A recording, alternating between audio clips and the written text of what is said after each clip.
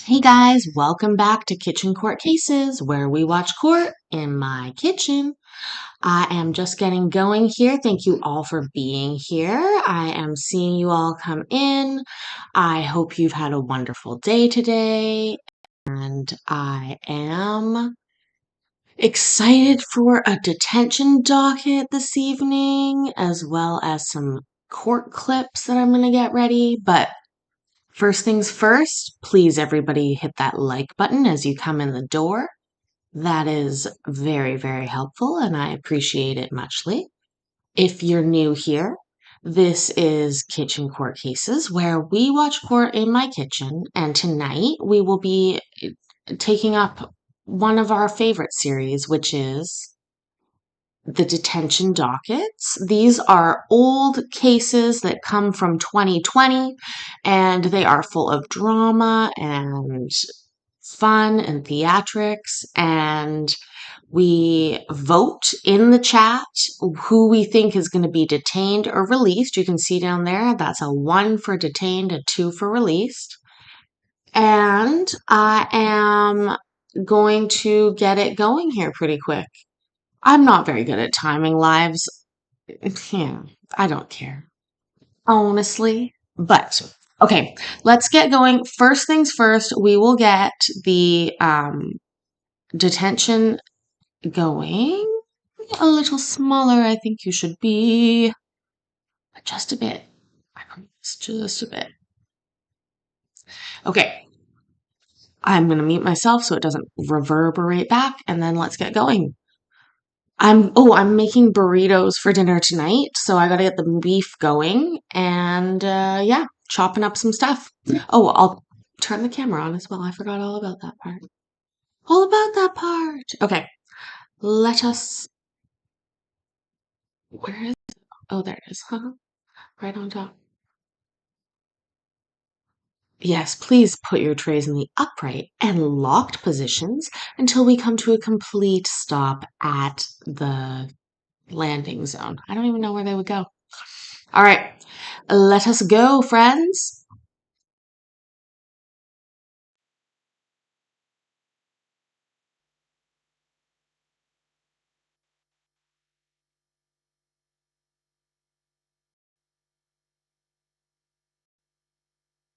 And it might start out a bit slow, but Judge is coming in and we can't be late. So also in the chat, let us know what your level is today. Are you level 1-0? Are you level 1-A? What are you feeling? How is everybody? I want to hear about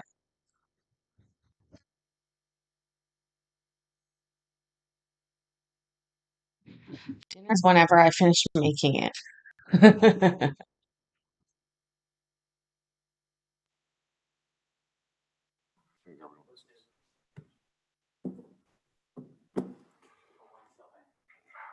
All right, so sorry about the delay, everyone. This is the detention docket. Sorry, I had another docket that ran over a little bit late. All right, so this is the detention docket for the 3/23rd, August 25th.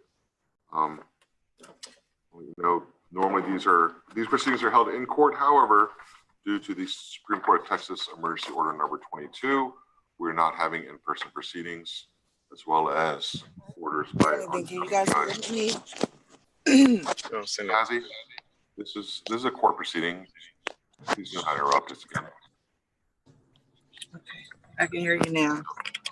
Well, but please do not interrupt these proceedings. So, as I was saying, because we are not having in-person proceedings, we are conducting this hearing remotely via Zoom, as ordered by the Texas Supreme Court, and since the courtroom is closed due to Judge Whitley's order, we are complying with the Open Courts Act, Article 1, Section 13 of the Texas Constitution. Ms. Bazzi, please stop interrupting these proceedings. And so we are broadcasting these proceedings on YouTube so the public can see what is going on. We're going to, and so any portion of this proceeding may not be copied, recorded, or broadcast. Any violations of this order by the court is punishable by contempt. So we're going to start with John Baza, or Baza. Hi, Mr. Bazin, or is that you there? Are you Mr. Yes. Bazin? Yes, sir. Yes. Good morning, Right. sir. Thank you. I'm Judge Kim. This is a detention hearing.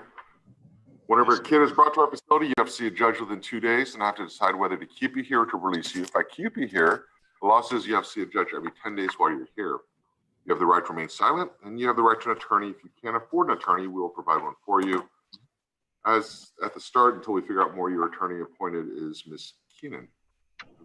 Judge, I'm here. Hello. Hi, good morning. Good morning. All right, so John, let's see, you're 14 years old. Let's see what history you have with us. Back in August 8th, you were arrested for theft of property from $750 to $2,500, a misdemeanor theft of property from $2,500 to $30,000, a felony level offense. And you were released on those. Let's see, when Judge, I think we're in the wrong hearing. Ms. Bazzi? All right, so please don't interrupt me again, all right? This is your last warning. All right, this is not a classroom where you can just speak up and talk, all right? We're conducting proceedings. I expect to conduct these proceedings, and I appreciate, your respect, or you're trying to respect, but you just can't interrupt what I'm doing, okay? All right. So, John, Fort Repeat brought you in, said they were dispatched to an attempt to locate call. When they got there, they saw your uncle who said that you were a runaway and you were inside the house. All right, so kudos on uncle. White male walked out of the home, saw the uncle talking to the police, and the witness confirmed that that you were John and that you were a runaway. So, that is John. Mr. Dawson, when you said that is John, He was referring to the young man that stepped outside the house. okay, all right. So the officer went to the garage in uniform, saw John running down the street, and the assist unit told him he was in pursuit of John. They both got out there with red and blue lights, sirens, telling him to stop. John ignored them, continued to run, and they eventually caught up with him. All right, so let's see, this is back in, they brought you here, you're testing positive for marijuana while you have a pending case. Your pending case is because police responded to a suicidal person call, talked to Aunt said that you had been run away. And then, so wanting to be away from the aunt and uncle, John said that he had stolen a car and the car was around the corner. He said, can he be arrested, and gave the keys to the officer.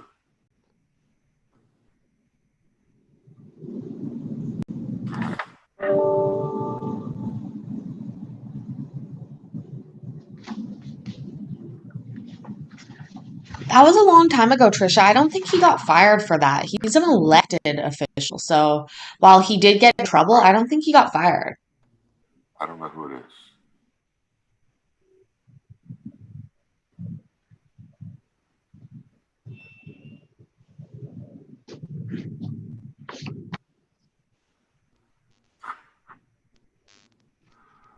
Oh, Lord. This is like the Mondayest Tuesday ever. He says as my computer Okay, John, you've been messes up. diagnosed with ADHD, ODD, emotional disturbance, and you're not taking your medication. All right, John, I remember this case. So I remember I let you go. Well, did I let him? I don't know who let you go.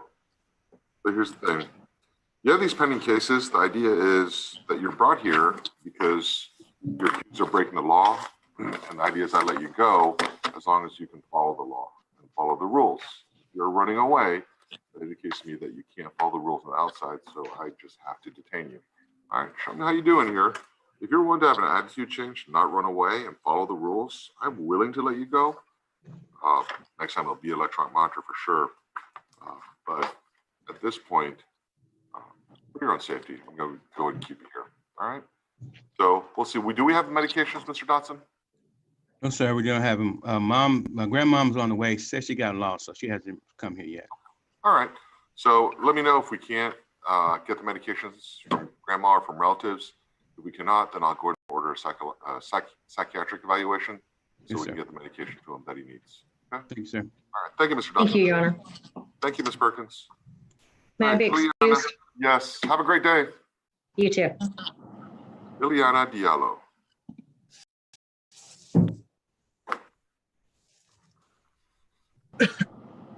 All right, Ms. Diallo. I'm Judge Kim. This is a detention hearing.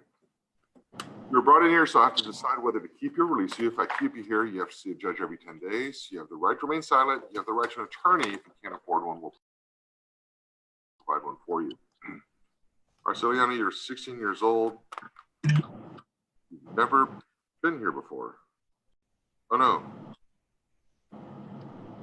August 12th, Fourth Police were dispatched. They hear an argument come from your house. When they went there, mom had said that you had violated her personal boundaries by going to her bedroom. In front of you denied it. So mom took away cell phone privileges. Continue to argue, refused to leave your mom's bedroom. I remember this one. She tried to push you out of her room. And you hit her. And there's a video of it. All right, so we let you go.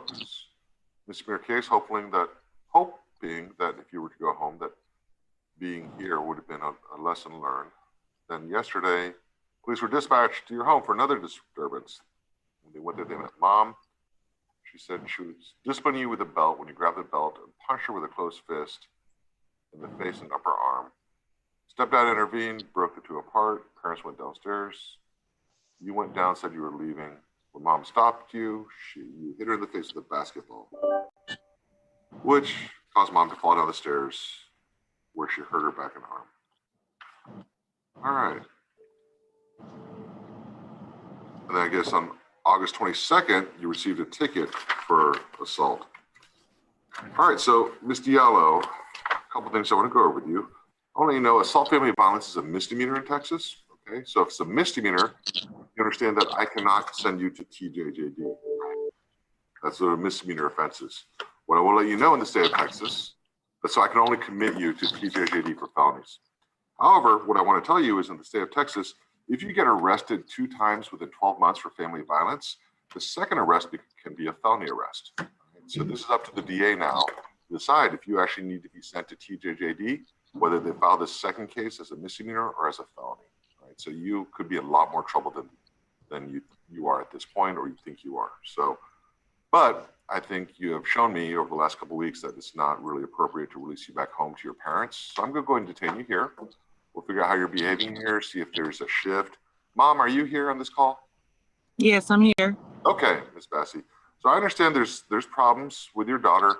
What I need you to do is I need you to call her and stay in contact with her, okay? I need you, because I'm relying on you as the parent. You know your daughter way better than I do. You know more about raising daughters than I do. So I want to make sure that you and the court, through Mr. Victorson, has good communication so we can see that if your daughter is really going through changes and understands the position that she's in and that it's safe to return her back to your home, or if that's just not an option, right? And if she's not going to. Now, I need to let you know that because these are misdemeanor offenses, there's an incredible probability that she will be returned to your home sometime in the near future, right? So this is an effort that I think you as mom and me as the judge and more important, your daughter, Ileana, needs to take as far as making good decisions and good changes in her life. Last thing we want is her to be in and out of jail as an adult, and which only happens in about 5 months, okay? All right, Mom, do you understand what I'm asking of you? Yes. Okay, so if you can continue to call and be able to report to me and let me know if Ileana is going through some changes or making better decisions and being respectful to you more than anything else. If she's not being respectful to you, then you definitely need to let Mr. Victorson know because I want to know that. Okay? Okay. All right, thank you very much. Thank you. Have a good day. You. All right, Isaiah Frazier. Funny story for you. Hey, Shane.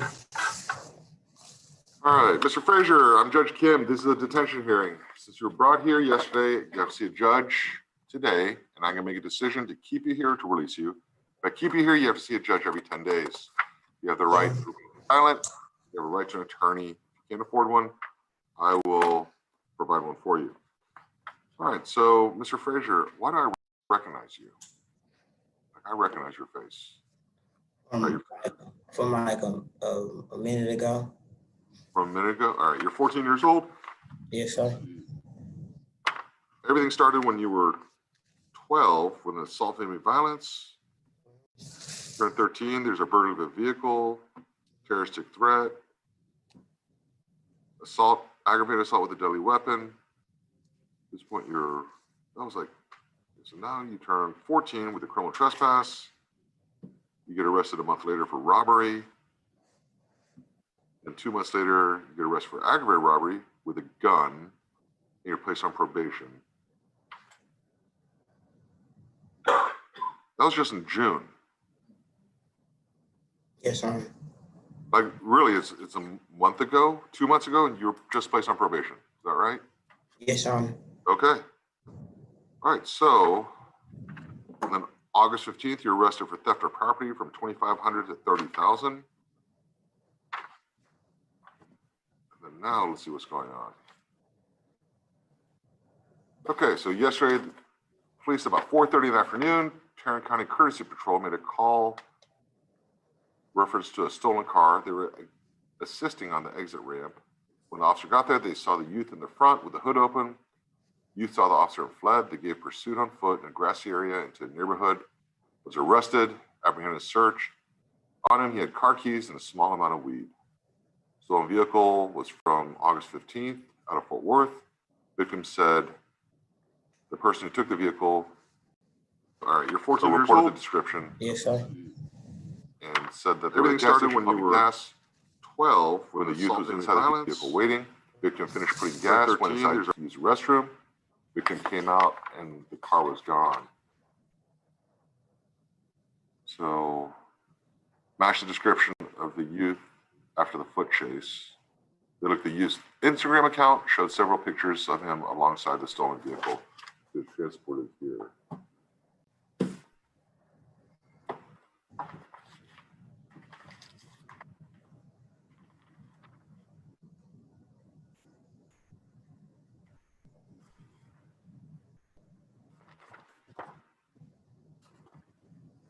All right, so I guess my next question is, Mr. Marquez, did we give him a drug test?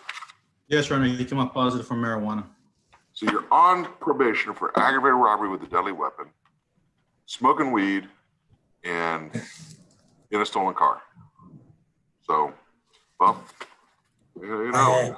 I got bad anxiety. You know. I be smoking because I got a lot of problems. No, Mr. Frazier, no matter what you say, it doesn't change the fact that you're smoking weed and found in a stolen car. Yes, sir. All right, so anyways, I'm going to go ahead and detain you. Was this a determined sentence or indeterminate? No, sorry. It was an indeterminate sentencing. Indeterminate? Yes, Your Honor.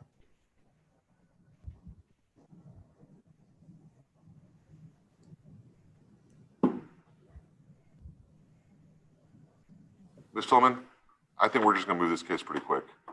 All right, I think we're just wasting everyone's time. All right, it's been 2 months. He has given zero effort on probation. I don't know who the attorney on the original case was that they did a good job in convincing the court. Stephanie, let's go ahead and set this one at the end of the month. All right, so, okay. Ms. Tillman, are you here or is that still screened? I understand. Oh, okay. I'm sorry. I just want to make sure. Yeah, So we're going to set this morning. So pretty quickly on the motion to modify. All right. So, Mr. Frazier, do you understand what I'm saying? Yes, Your Honor. Okay. What's my next court date? Well, it's going to be pretty quick, but it's not going to be like last time. This is simply about whether you violated your probation or not, and to decide what to do about that. So, anyways. But we're going to try and take care of this within the next couple of weeks, okay? Yes, Your Honor. All right, thank you. Thank you. Desiree Guerrero. I'm not even worried about waiting for a petition. We'll just do a motion modifying the aggro. All right, Ms. Guerrero. Yes, sir. Okay, there you are. And Mr. Gladstone. Mr. Gladstone, are you here?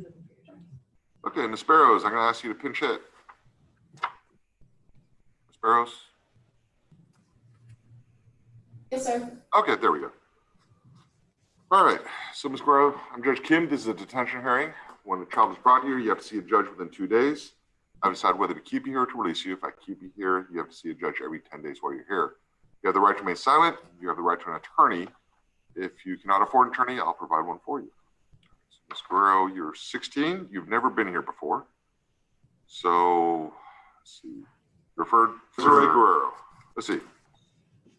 On the 23rd, about 5:30, police responded to a domestic. Mom said that Desiree had gotten in trouble for sending inappropriate pictures to her boyfriend. Mom took her phone away and the two began to argue. Mom slapped Desiree in the face. She went to the backyard. Desiree called boyfriend using her AirPods. Mom confronted her on this. Desiree threw her AirPods at her mother and her mother slapped her in the face. Short time later, Desiree called her mother a bitch. Her mother slapped her again. The two began to fight. Mom was trying to hold her down. Desiree bit her mother on the arm, causing pain. Stepdad grabbed the phone, called the police. Police saw 2 sets of teeth marks on the mother. So trying to do mediation yesterday was not successful. All right. Well, so many things going on here right now, Desiree. All right. First of all, now this is kind of the irony of the law here in Texas, but you are under 18 years old, which means if you have naked pictures of yourself, if it's of yourself, it's not necessarily pornography or child pornography, but as soon as you send it, it meets state and federal definitions of promotion and distribution of child pornography. In depending on the quantity in Texas, it can result in up to 99 years or life. He's right. This bothers me very much. I think this is the absolute wrong charge to charge a child with for sending their own naked pictures to somebody else that's also a child. A fuck you, Judge Kim. Sorry, but that's ridiculous. Anyways, I understand the need for that, but like, people being careful and to stop people's, kids from being abused, but not, I realize I don't have all the chat on. I'm like, I'm missing something. You guys are talking about something. Did my YouTube daddy comment come out? Anyways, so I really just don't like them using this on the kids on their own. It's really not yeah. Okay, so Streamlabs, yeah, I can help.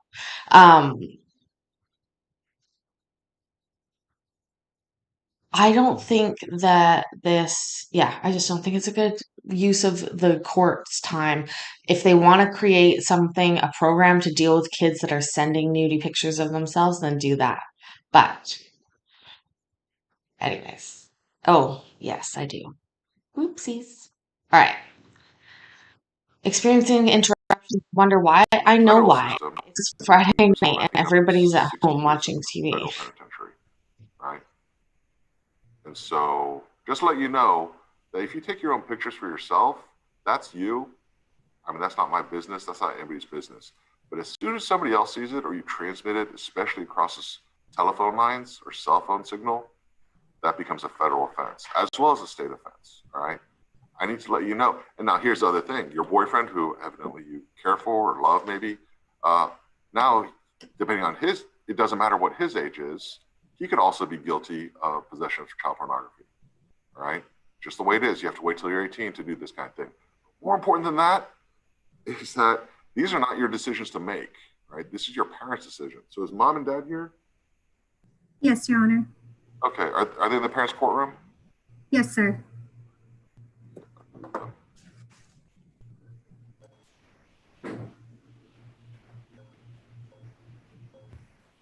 All right, mom, dad, or is that mom and dad? I can't see with the mask. Yes. Yes.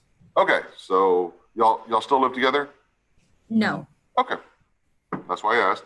All right, so Mom, can we agree that it's completely inappropriate for your daughter to be sending inappropriate pictures of herself to anybody else? Yes. Okay.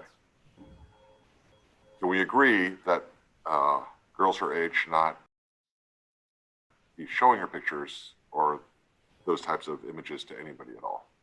Yes. Has a lot to do with her respecting herself, right? Correct. Can we also agree that it's your house and she doesn't pay the bills?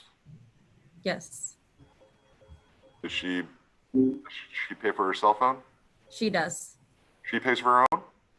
She pays the monthly bill. Yes. Okay. She has a job? Yes. Okay. Great. Where does she work? Canes. Canes. Okay. How long has she been working there? She just started last week. She just Okay. switched jobs last week. All right. So she went and signed her own cell phone plan, or is she off of your plan? She's off of my plan. But she just gives you money for that? She gives me the money and then I pay the bill. Yes. Oh, I understand. Does she pay rent? No. Does she pay for groceries? No. Electricity? No. Wi-Fi? No. Does she pay for her bed? No. What about like your shampoo and toothpaste and all that stuff? She buy that on her own? No. Does she help you out with gas when you have to drive her around? No. Does she have her own car? No. So the way I see this, Desiree, is you're pretty much like any other 16-year-old girl, right?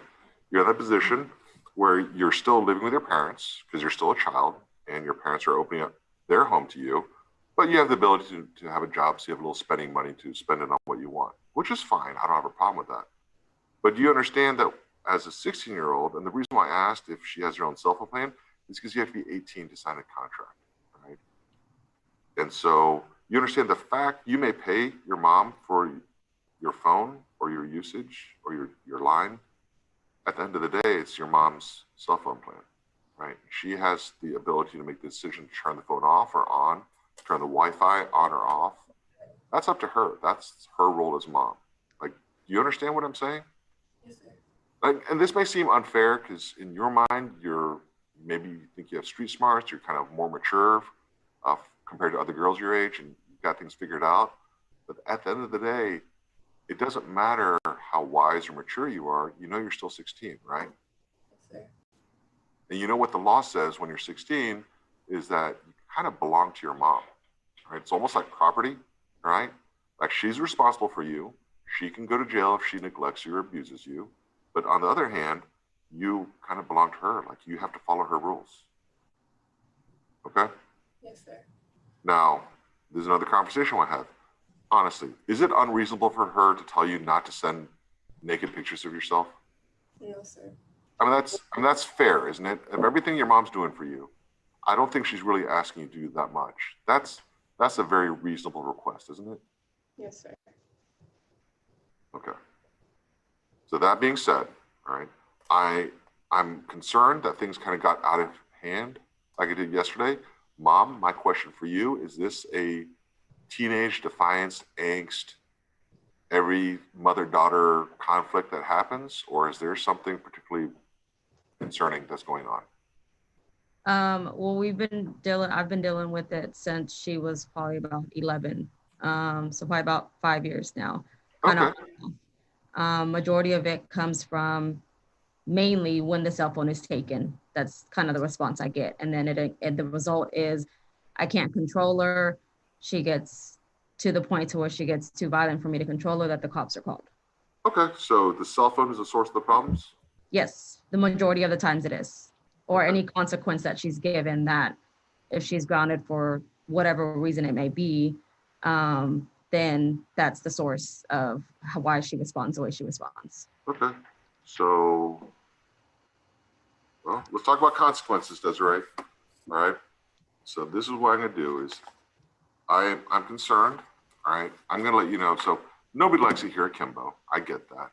And I'm sure you're thinking, Mom, this is our first time here, right? Yes. Okay, so Desiree, I'm sure this is a wake-up call for you on what life can really be like if it starts to turn downhill. Here's the thing I want to let you know is there's no situation in life that is so bad that it can't get worse. It can always get worse. So it's about to get a little bit worse, not a whole lot worse. All right, so I'm going to go ahead and detain you. All right, if you get to level 1-0 to show that you can behave and follow the rules, I'm willing to release you back to your mom. However, if I do release you back to mom after your level 1-0, I'm releasing you on the electronic monitor so you can't walk out the house. You can stay at home, you can go to work, but that's really what you're going to be doing. I'm also making an order that she is not to have a cell phone. Okay, mom? Did I lose her? I'm here. Hold on a second, mom. I want to make sure your daughter, I lost the videos for a second. I want to make sure your daughter's still here. There we are. All right, so that is one of the conditions is you're not to have a cell phone. What do you say, mom? 2 weeks? Is that fair enough? Okay. Is that fine? Okay, but it's gonna be 2 weeks. But after those 2 weeks, you're to take off any kind of password or fingerprint ID or any kind of biometric scanning, so that your mom can openly go through your phone. Okay, and every night mom, when's her bedtime? At 10 o'clock. That's Okay. kind of how everything kind of came about, was when school started. She had us turn in her phone Sure. at bedtime. Okay. They're not allowed to have it. Sure. at night. So what we're going to do is you will have to put your phone on the charger in mom's bedroom at 8 o'clock every night until 8 o'clock the next morning. Right? So, and that is based on the idea that you have already gone the 2 weeks without using your phone after about 3 days here. Now, after that, if your mom wants to relax the restrictions to reward you for making good decisions, then I have no problem with it. But I know for at least the first 2 weeks, you are to have no cell phone access, right? You're offline for 2 weeks after you get out of here, right? Now, if you don't like it, just let me know, okay? And we can keep you here. But that's going to be one of the conditions for you to come out. Okay? Mom, do you have any questions for me? So when you say detain her, how long will she be detained for? That's up to her. So she has to get to level 1 outstanding. She can get there within 3 days. Okay, so today's day 1, so it would take 2 more days. If she misbehaves and gets in arguments or fails to follow the rules, she can stay here for years. So it's really just up to her. So it could be as soon as 3 days, or it could be as long as it takes until she can actually prove that she can follow the rules. Now, here's the thing, Mom. If she goes home and she's sneaking around, she kind of borrows somebody's tablet and using the Wi-Fi at home to get online, anything like that, then we'll just bring her back here. And next time she'll have to get to level 1-0 and then hold her for a week, and we'll just keep on adjusting. All right. So it's just, this is really up to Desiree. Desiree, what I need you to understand is that either you're going to follow the rules or you're not. And that's really what it boils down to. If you want to do it your way and ignore the rules, then that's fine. And you and I will have a long relationship going all the way to your 18th birthday or maybe 19th birthday. Or if you just follow the rules, then you and I never see each other again. It's really that simple. So you can either follow the rules at home, your mom's rules, or you can be here at Kimbo following our rules. Okay? So I just want to lay it out for you. I'm tough, but I'm fair. So I'm very consistent through everything. All right? So Desiree, you know what I'm expecting from you. Just do what you're supposed to do and you'll have no problems. Do you think, so why did mediation fail, by the way? I just wasn't ready for her to come home. I didn't think that she was ready to follow my rules at that moment. We've been through this cycle over and over again. So I'm going to interrupt you here and apologize for being rude. But one thing that I need the parents to understand is that they don't really control the kids here or not. Right? And I understand your perspective that you just want her to learn a lesson. I'm not blaming you for that. But this is one of those, Desiree needs to understand, no matter what you want, it's my decision whether to keep her here or not. Okay? Desiree, what you have to understand is if I decide you need to go and your mom is saying that she doesn't want you home, you know what happens to you? Desiree, do you know what happens to you then? I stay here. No, you go to foster care. You go on CPS, and you have the foster care system there. And so they'll try and keep you here locally, but they'll meet some people's houses with maybe other kids that are fosters. And so you understand, your mom doesn't control me. She can't force me to keep you here, but I can't force your mom to take you home either. All right? You need to make some soul-searching decisions on where you are and how you end up that spot. Good decisions come from experience, and experience comes from bad decisions. Desiree, I also warn you that the second family violence arrest within 1 year, the second one becomes a felony. All right, so just be careful. Don't cross the line when it comes to physical violence, okay? Yes, sir. All right, so Mom, you understand what's going on? Yes, sir. Okay, let us know if she's causing problems at home. Miss Smiley, I'm sorry, Miss Aguirre will definitely let me know. We can adjust that and bring her back here if need be. Okay? Okay. Thank you. Thank you, Judge. All right, Brian Hemphill.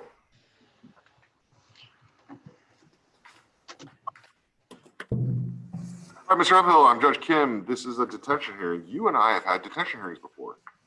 And so you already know, but you have the right to remain silent and you have a right to an attorney. And if I keep you here, you get to see a judge every 10 days while you're here. All right.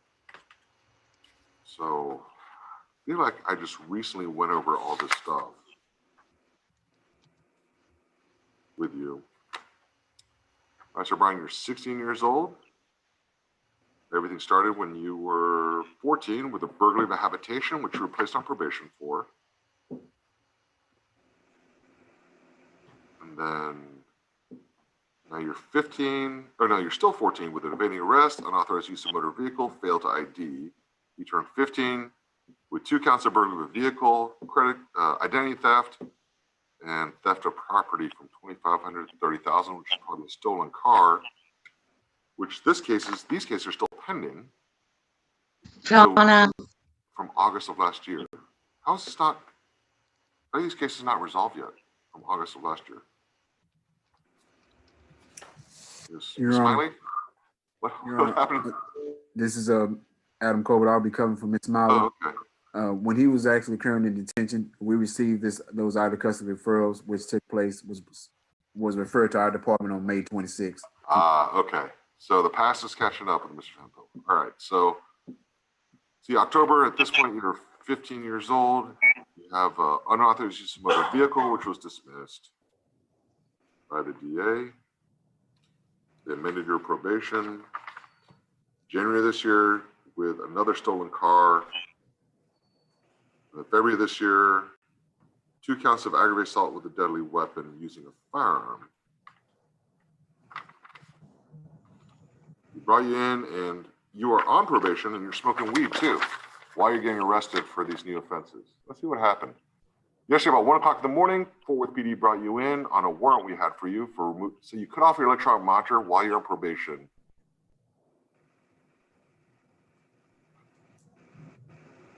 All right, and the pending cases, you're on probation, you have pending cases, you're smoking weed and cut off your electronic monitor.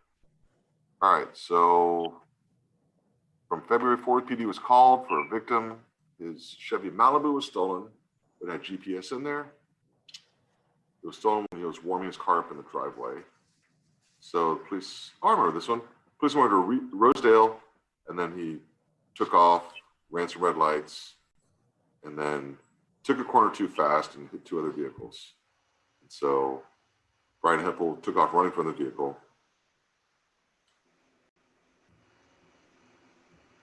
Let's see, the victim originally tracked his vehicle to seminary, and when he stopped near there, he tried to get his car back, and the occupants of the vehicle fired multiple rounds at him, but missed. And the police had recovered a 9mm pistol from the stolen vehicle. Mr. Hemphill admitted he knew the vehicle was stolen. He said that rounds were fired to keep the victim away and tried to run from the police when they saw the lights.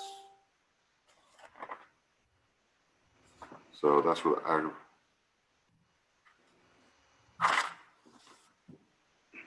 aggravated robbery. It's January 26th at 1 in the morning, stolen vehicle at Texaco on Brentwood Stair. Victim says she pulled up her car to a pump while she was pumping the gas, left the keys in the vehicle, the car running, doors unlocked, went into the store. While she's in there, 2 of the 3 suspects entered the victim's car, drove off, captured on surveillance cameras. When they located the car, it was damaged. Video showed that Mr. Hemphill is one of the people who entered the Texas convenience store. So now let's go to May of 2020. North Richland Hills. Police were dispatched to Rivera Drive about a burglary of a motor vehicle. Said that somebody went through the car, took credit cards, license, iPad. Sure that the credit card was used to buy something at Jack in the Box. And the camera showed that Mr. Hemphill was one of the people making the purchase. Another victim on Holiday Lane said his vehicle had been gone through, missing a radio and a driver's license. So later that day, police were dispatched to another street with another stolen vehicle in the same area where the burglaries were. Their Civic was missing from the driveway. Camera showed 2 black males inside the car. Third person tried to enter another vehicle. And so they identified Brian through social media, issued a warrant for him. Brian was the person driving the vehicle. And mom gave up the keys to the car. And did I mention you was positive for weed, Stephanie? Okay. All right, Mr. Hemphill. Yeah, you're not getting out. You're ordered detained. All right. So next, I think we have Judge Cherry is going to. Yes? May I be excused, Judge? Yes, thank you, Mr. Berger. Thank you. No. I'm sorry? Oh, I have all today? Okay. All right, so Braden the Hood. He's not getting out.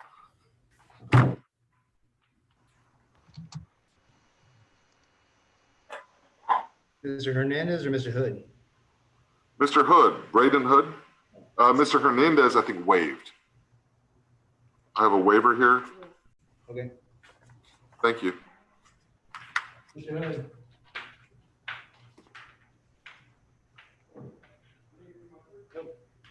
Come on. Good morning, Judge. Good morning.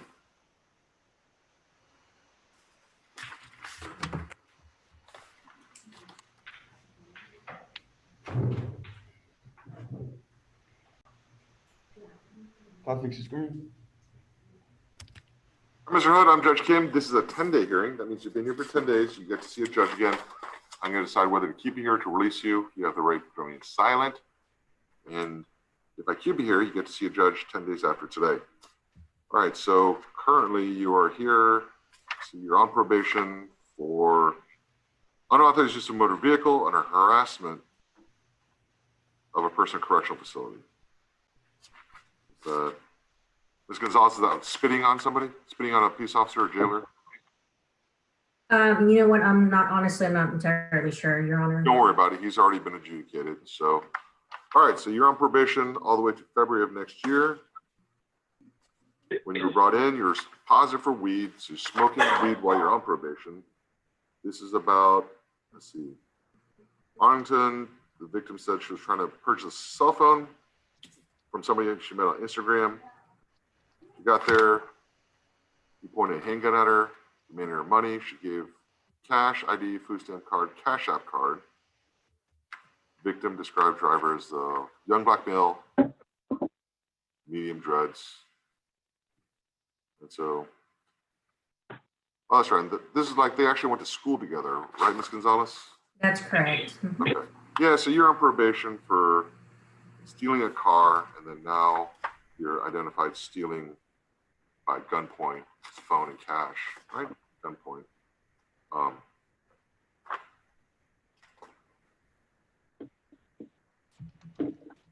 Yeah, or somebody else. So probation wasn't working for you. Let's go ahead and this is determined sentence, right, Ms. Herrick? Yeah, he just got approved last week. Okay, I don't want to.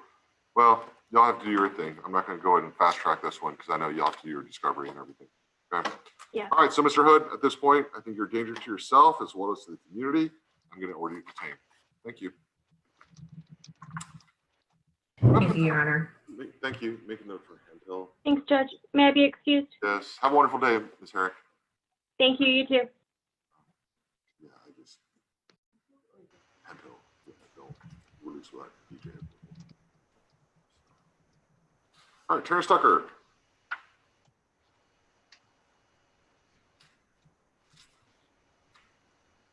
Good morning, Your Honor. Good morning.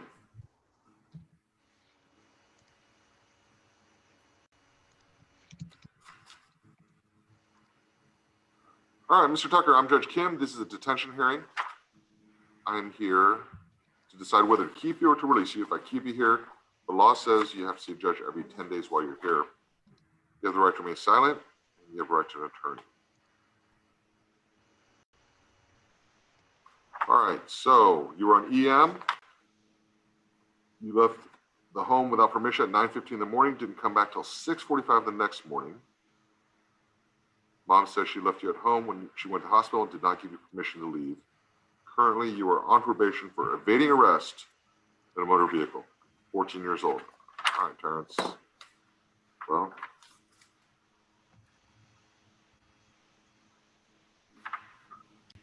all right, Ms. Washington, this is yours, right?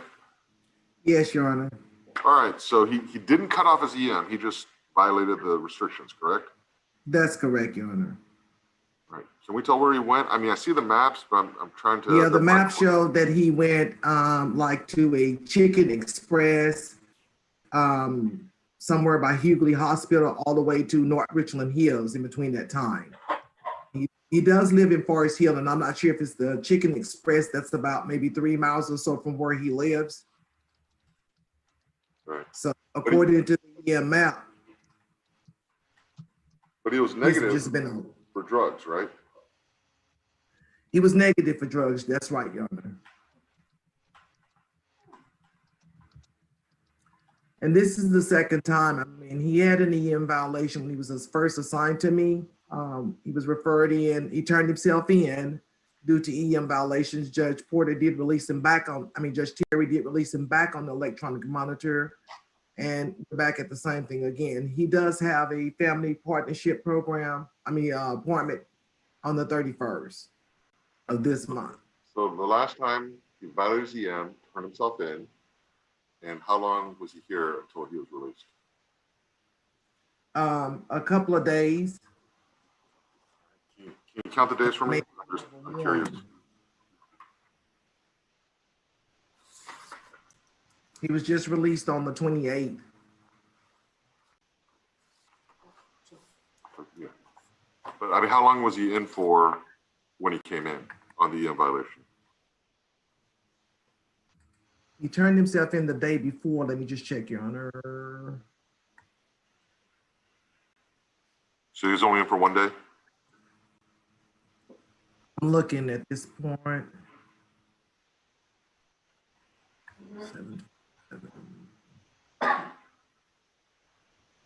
7/27, and then he was released the 28th. So he was just here for 1 day. Okay, well, that makes sense.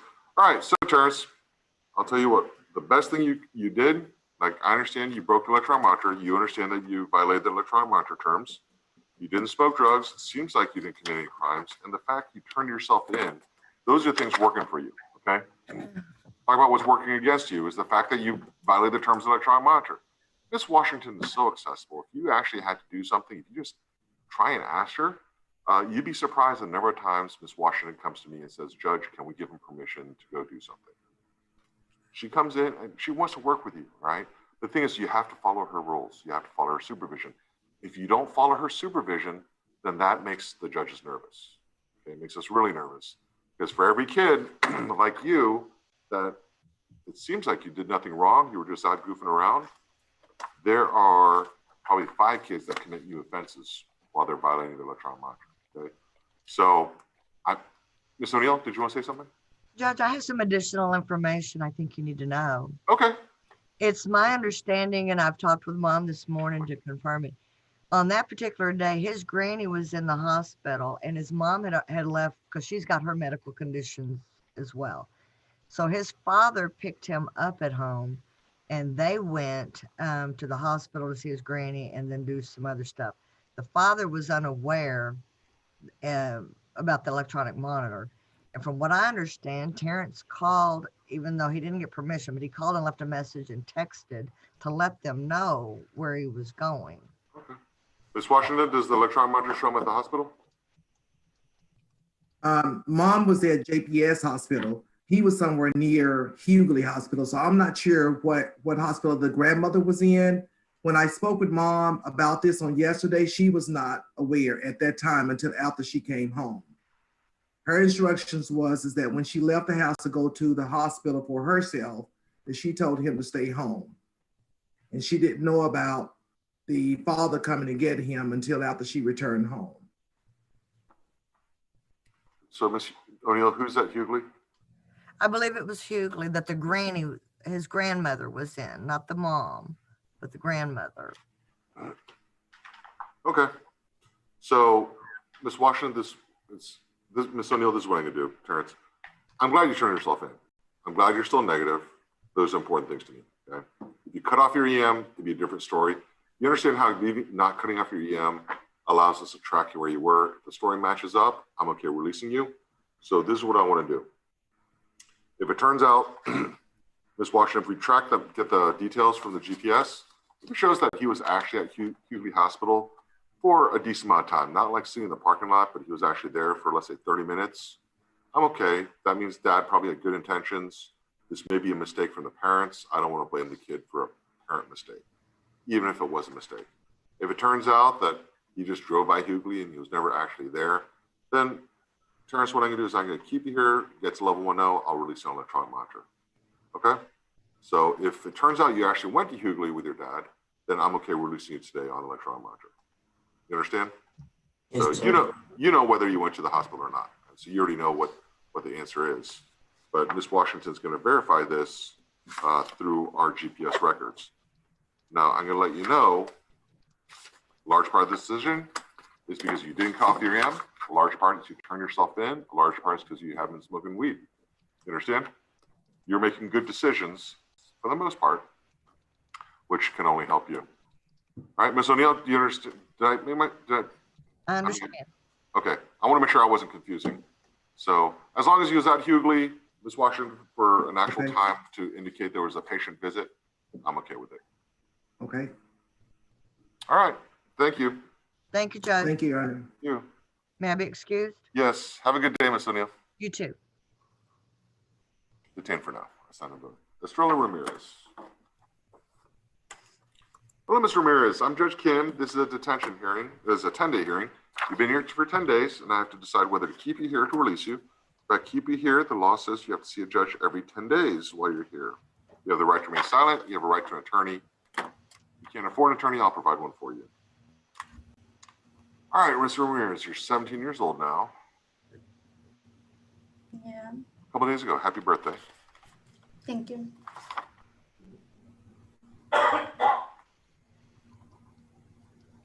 Okay, this is the one with Webb County. All right. So, all right, Estrella, I want to let you know I talked to the judge in Webb County, okay, and some of the CPS workers and a lot of people that you know. And so I gave them a little bit of time to look for a placement for you. Because the last time you were in a placement, you ran out.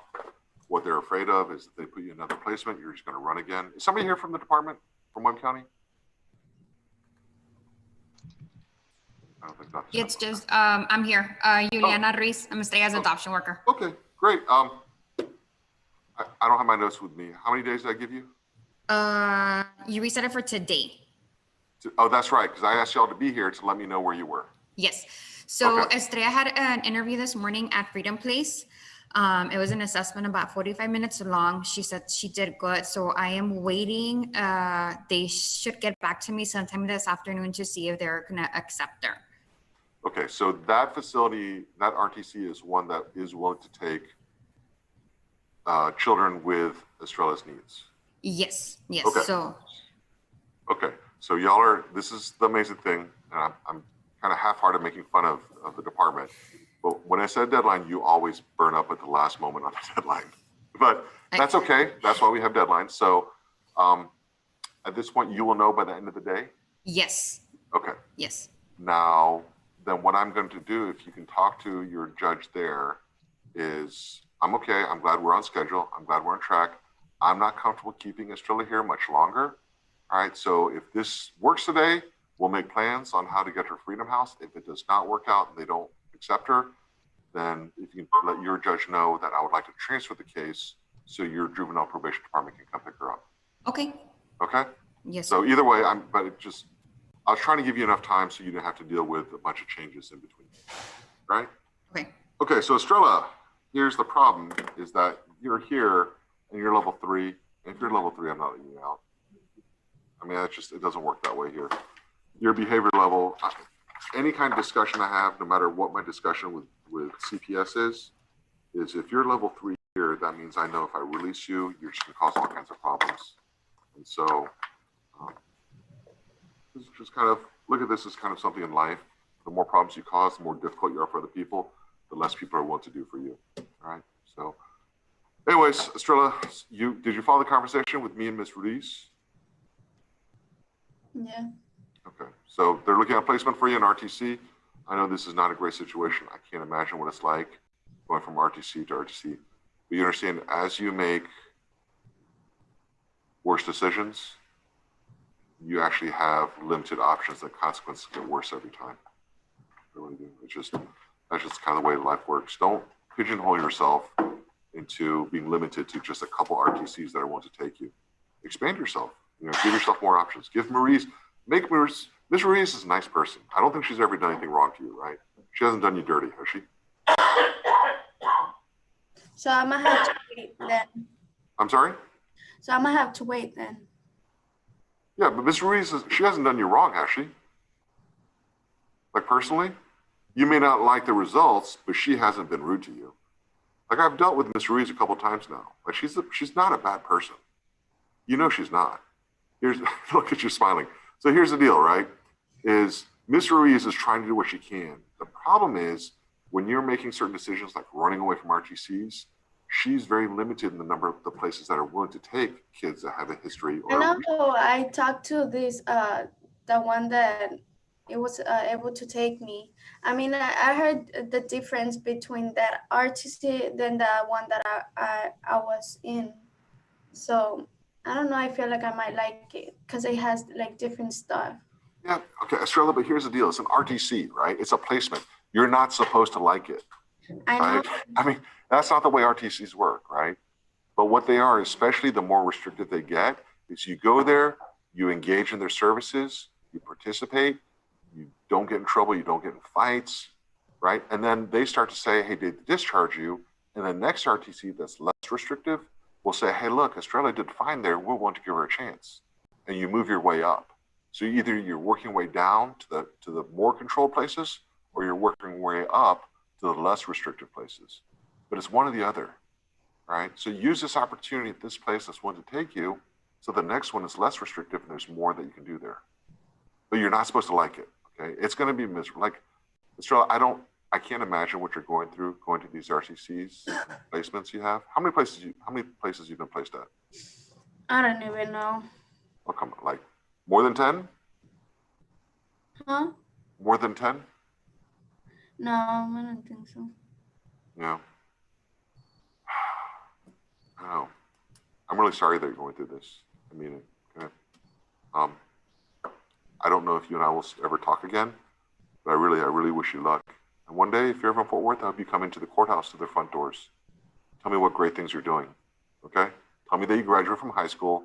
Tell me that you're doing their transition to independent living through CPS, so that the state of Texas, that my tax dollars is paying for your college, helping you get your first car, your driver's license, all these things. There's a bunch of opportunities for you.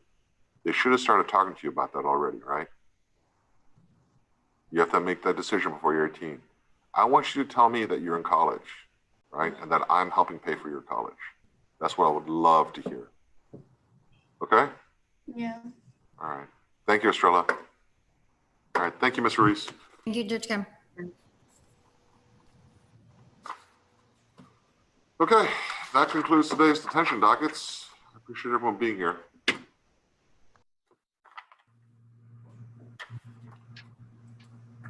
One hour, not bad. Considering that there were a lot of engagement today, too. Thank you, Ms. Barros. Thanks, have a good one.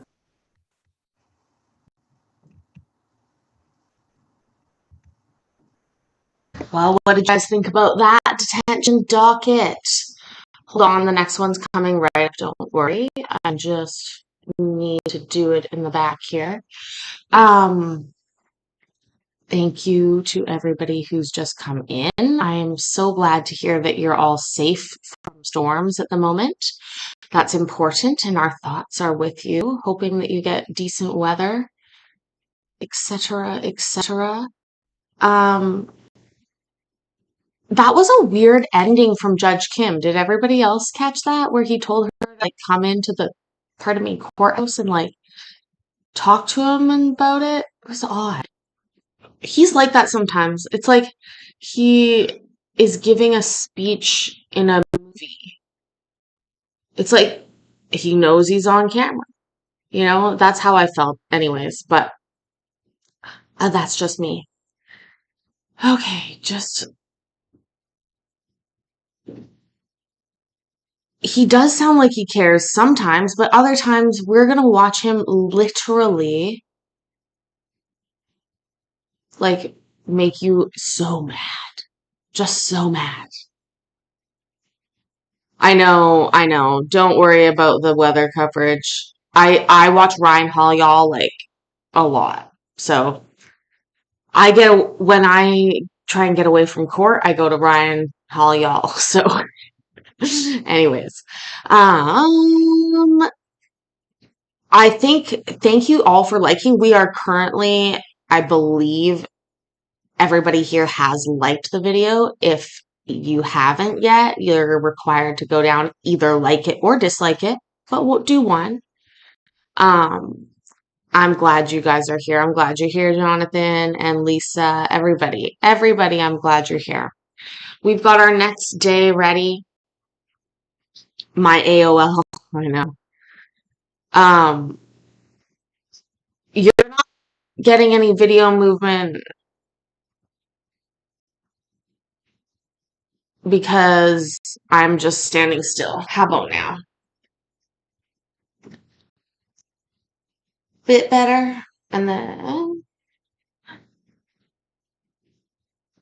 we're going to go to, sorry, I'm still learning this whole StreamYard thing. Screen capture. Oh shit. Can you guys hear the bubbling of my tacos? I can.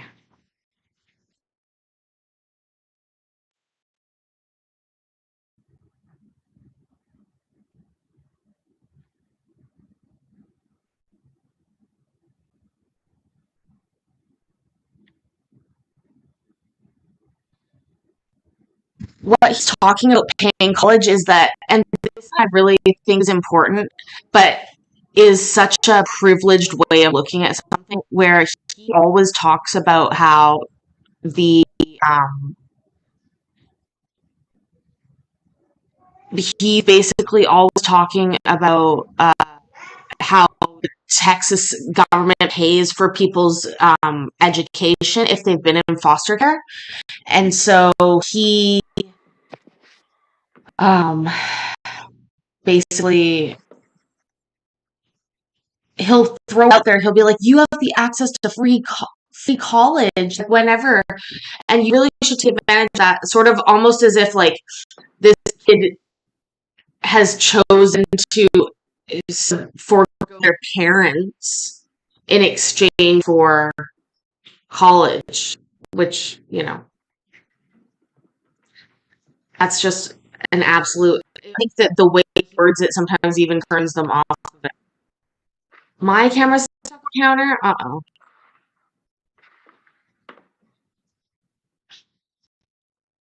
I'll turn it off and turn it back on. I'm reading the essay I sent him.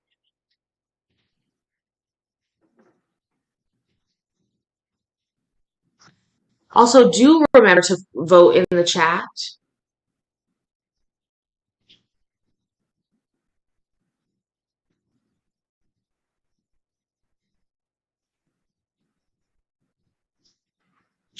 Actually, look at Judge Kim's chair. It looks even plusher than any of the judge chairs I've seen. God. Tacos, I forgot to serve them. Thank you, Jonathan. All right, so this is the detention docket for the 323rd, on September 2nd, 2020. In compliance with the Texas Supreme Court Order number 24 regarding the coronavirus, there are no in-person court proceedings, and so we are conducting this detention hearing on Zoom. However, to comply with the Texas Open Courts Act, we are broadcasting these proceedings on YouTube so the public may observe the court proceedings today. No portion of today's court proceedings may be recorded, broadcast, or copied or published. Violations of this order are punishable by contempt. So we're going to go ahead and start. Jamarion Howard. Hello, Mr. Howard. I'm Judge Kim. This is a detention hearing. The law says when a child is brought to a facility, you have to see a judge within 2 days. And you are listed, you're currently on supervision on this court until December of this year for the offense of terroristic threat of a public servant. And then you're here actually because you're a runaway. So, see, we put you on probation this year in June, and you were with a foster family in Dallas. So we tried to ask Dallas to supervise you, but because of coronavirus, there was a delay. On August 1st, you left the home without permission, showed up at JPS on the 4th as a gunshot victim. So after your discharge, you returned to your foster home in Dallas. And then last week, while with your foster father who stopped for gas at Forest Hill, you walked off. So is it really bad? I'm sorry. Oh, an error occurred. Is it better now? Like, can you hear me talking clearly, or is it just the video that's a problem?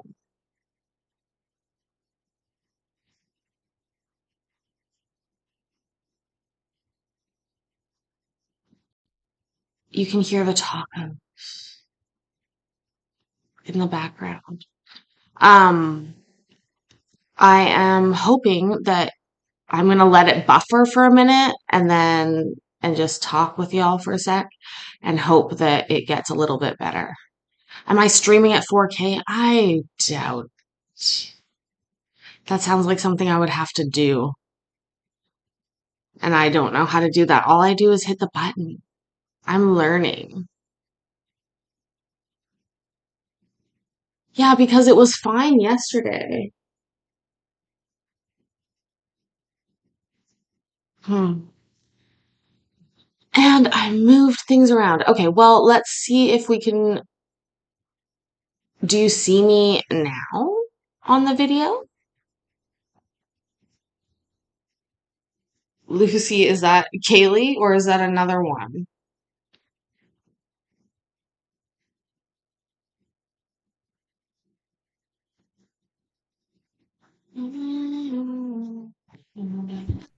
Foster dad reported the runaway to Forest Hill PD and said that you would rather live in a previous foster home in Forest Hill.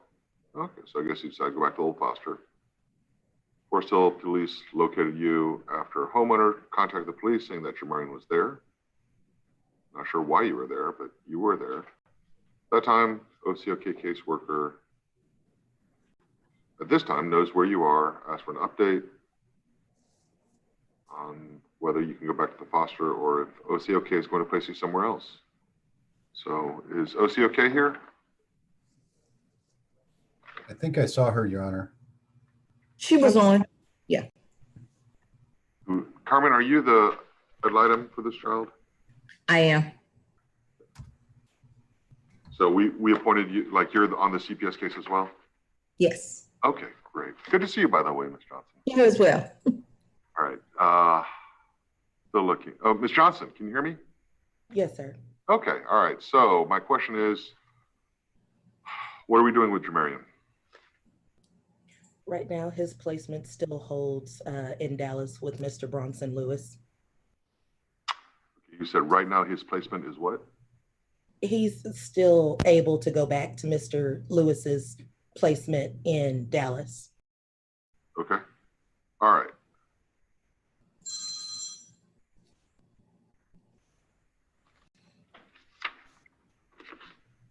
Well, Mr. Dotson, how has Mr. Howard been doing on probation? I know we were waiting for Dallas to pick up the supervision. Your Honor, it's Dana, and I'm covering for Mr. Dotson. as far as I know, other than the runaway, we don't have any indication that he's violated probation. What time do you close for lunch? Okay, well, I'll probably come in this afternoon. It'll be after lunch. I'm gonna try to do it before 3:30, but it won't be no later than that. Hudson, could you? I don't know what that. Thank you.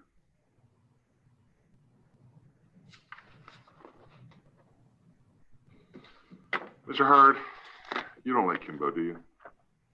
No, sir. I mean, is there anything about Kimbo that you like? No, sir. Is there any, no matter how bad your Foster is there anything about Kimbo that's better than Foster? No, sir. So I want you to understand what the law says. The law says is that I should detain a child if I feel like they're dangerous to themselves or to the others. I'm really worried that you end up in a situation where you got shot. Okay? I mean, that should worry anybody. Is that fair to say? Yes, sir. Okay. So on one hand, I'm thinking I should keep you just to keep you out of situations with gun violence. Okay. On one hand, I'm saying I should let you go because I don't want you here. I think you're doing well on probation other than running away. So I should let you go back to the foster family. Right? You see where I'm going so far? Yes, sir. So all I have to know is if I release you, you're not going to run away. If I'm confident you're not going to run away, I have no problem releasing you. No, sir. Okay. Do I have to worry about you running away if I release you back to the foster home? I'm not. The only way I had ran away because I had wanted to go see my brothers now. And when I went to go see my brothers now, I went back to my old foster parent. And I told him, can you call my foster parent in Dallas? And when we called him, he didn't answer the first time, so we just waited until he answered. Then some girls called the police and told them to come get me. Right. So, Mr. Howard, do you understand that, like, since you're 16, you're not allowed to make that decision? Yes, sir. Okay. And I'm not saying that you don't make good decisions, although there's some question about that, right? But that's not what I'm saying right now. I'm not saying that you can't take care of yourself, even though it's hard when you're 16. That's not my point right now. My point right now is the law is when you're 16 that other people make these decisions for you. Okay. And that's just the way law is. Once you're 17, you can ask the court to emancipate you, or once you're 18, you're emancipated and you do it on your own. Okay, but you understand for the next almost 2 years, you just can't make these decisions on your own. Yes, sir. Okay. Can I trust you? I mean, we'll have this conversation right now. Can I trust you not to run away? Yes, sir. Okay. Now here's the thing. You understand where the position you're putting me in if you run away again, and we have to pick you up and bring you back here as a runaway, right? Yeah. And you understand that you're going to you're putting me in a spot, right? And it's okay if you put yourself in a spot, but don't put me in a spot. Don't force me to hold you here because you keep on running away. You see what I'm saying? Yes, sir. If there's really problems there, Ms. Johnson's here to help. Ms. Johnson is one of those attorneys that will go above and beyond. She will lose sleep herself to help you if she can. Okay, she truly cares about helping you, but you got to communicate with her. Okay. Yes, sir. All right. Ms. Johnson is trying. The other Ms. Johnson, Jasmine Johnson, right? She's going above and beyond to try and help you, but you got to communicate with her. Okay. At 16, you cannot make these decisions by yourself. Right? That's just the law. Okay. Yes, sir. So we're good. Like I don't have to worry about you, right? No, sir. Okay. All right. So I'm going to trust you this time. All right. I'm glad you're not smoking weed while you're on probation. I'm glad you're not committing new offenses. But you understand, running away is one of those situations where I can detain you here just because I feel like you're a danger to yourself. Okay? Yes, sir. All right. Thank you, Mr. Howard. I'm going to go ahead and release you to OCOK. Yes, sir. Thank you. All right. Deja Huey.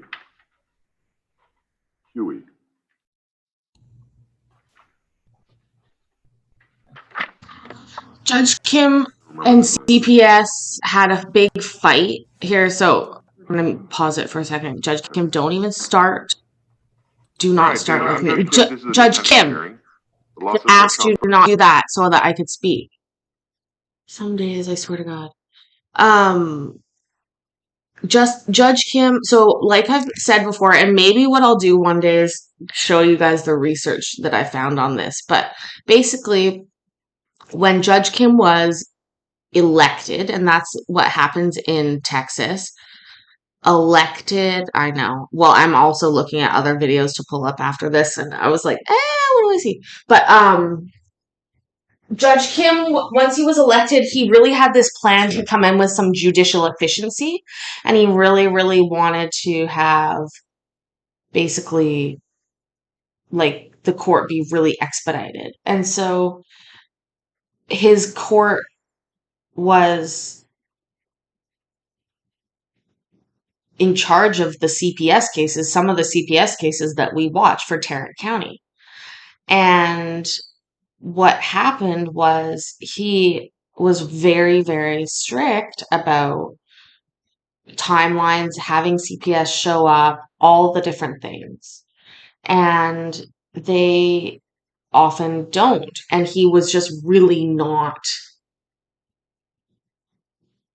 understanding of that. And so then in the end, what happens is he's sort of putting them on the spot a lot, and they ended up um, taking the CPS cases off his docket because enough people, I guess, complained. I don't even know why. So, but he was doing good things. He was really like a lot of the cases we see, they have 1 year timelines, but they always get extensions. And he was like, no, like decisions need to be made. And there's part of me that agrees with that and part of me that doesn't. Anyways. Oh, easy. I know. Here we go. Judge Kim, you can talk again. I'm gonna make my dinner now. Brought here, you have to see a judge within 2 business days. I have to decide whether to keep you or not. If I keep you, the law says you have to see a judge every 10 days while you're here. You have the right to remain silent, and you have the right to an attorney. And for today, we appointed Mr. Willett as your attorney. All right, Deja, so I don't think you've been here before, but you have a history in Dallas. Let's see, in 2018, there's an injury to child or elderly or disabled with bodily injury that you were put on probation for. That was combined with 2 counts of assault public servant and evading arrest. And then they transferred, there's another aggravated assault of a family member with a deadly weapon from April of this year, which was transferred to Newton County. Mary, you know where Newton County is? Do you know where Newton County? Your Honor, I looked it up. It's down on the border of Louisiana and Texas, kind of that southeast corner. Sure. Orange County's below it, Jasper's above it. Okay. All right, thank you. All right, so Deja, you see, police were dispatched to a group home for a reference to a resident acting out. CPS asked for officers to take Deja to JPS to be evaluated for her violent and destructive behavior. Refused commands, actively refused to be transported, tried to kick officers as they tried to cuff you. You were successful in kicking one officer in the leg, causing pain, and she spat in another officer's face. So she was transported here. Did we ever take her to JPS? Mr. Kroll? No, we did not. Okay. Are you the parent or are you the CPS guardian? No, I'm actually contracted on the state office of the state level of CPS. My name is Cynthia Smith. And I am very familiar with the entire case with Deja and everything that's going on with Deja since her discharge from the Juvenile Detention Center on the 17th of July is when her actual placement took place. And she has had a total. Detention center? I'm sorry. I'm missing a July date. Which detention center was she released from in July? She was released from in Dallas. Dallas, okay. Yes. Okay, for what offense? For the ag assault family member? Yes. For the assault with the deadly weapon charge, she was detained there for 3 months for that charge. I did just forward to Mr. Kroll the common application with the details of her situation and with being detained. Since then, she has had multiple assaults ever since then. Most of them were dropped. I also forwarded him from August 11th from a nurse at the behavioral hospital with multiple assaults on the staff that they wanted to press charges with from August 11th. That happened. She also has an assault that is pending as of last Sunday at JPS. She assaulted a nurse. She has a strong history of violence, a very strong history of assaults almost on a So daily. when was she ever taken to Newton County? She was not. We did have a Zoom. We have another Zoom scheduled for Newton County on September 19th with the judge. She was never taken to Newton County because they dropped the charges. The family dropped the charges. She was in close contact with that family. Hold on a second. So she was adjudicated delinquent in Dallas County, transferred to Newton for disposition, and then Newton dropped the charges? The family dropped the charges. Okay, yeah, something's missing here. Yes, the family dropped the charges. Well, and so here, what part's missing is she was adjudicated, so that you can't drop the charges. She was adjudicated delinquent. I mean, it's too late to drop the charges, right? So I'm trying to figure out what's, okay. Right. There's a lot of history to work through on this one. I've really just started digging in and getting the information from them as they've stated. I do know the disposition was transferred from Dallas the end of July. So I don't know if they would have even had a setting for the initial disposition yet. Okay. So how did she end up in Tarrant County? Is the group home? Yes, the group home. She was placed in Dallas at a actual host home setting, foster care setting in Dallas, and she exhibited violent behavior and assaulting there. So she was then placed here in Tarrant County on the 17th of, hold on, let me make sure I have that date right. Actually, on the 21st, she was placed. Of which month? Of July. She was placed in Tarrant County on July 21st, 2020. So what's her tie to Newton County? That's her birth. Newton County. That's where she's from. She was removed at the age of 3. So there's a pending CPS case out of Newton County? No, that's her birth county. She was born in Newton County. She was removed at the age of approximately 3 years of age. So is it PMC the department, or is it still, her parents been terminated? Yes. Okay, so what county did the termination happen out of? She, out of Newton. And she has had multiple placements, a total of 34 placements since then. She was adopted by the Hueys, which gave her name Deja Huey. That is not her birth name. She was. Where did the Hueys live? The Hueys, if I'm not mistaken, they lived in Dallas as well. How long has Deja been living in Dallas County? Deja has been under a family choice since July 17th. Since her release from. When did the Hueys adopt Deja? Approximately the age of 6, and they sent her back to the back to CPS at the age of approximately 10. Okay. And she has been in multiple placements since then. She's been throughout Texas, so she's been to multiple placements in different areas. Yeah, I'm not even sure why Newton County is still involved, but I mean, it is what it is. Right. All right, well. She's been in Tarrant County now since July 21st, and that's where she is repeatedly having the assault cases where she assaulted one of her caregivers and hit her in the face with a stick. She threw rocks at the other one. So what's your plan? What does the department want to do? I was speaking to Mr. Kroll. I did speak with the state office regarding this.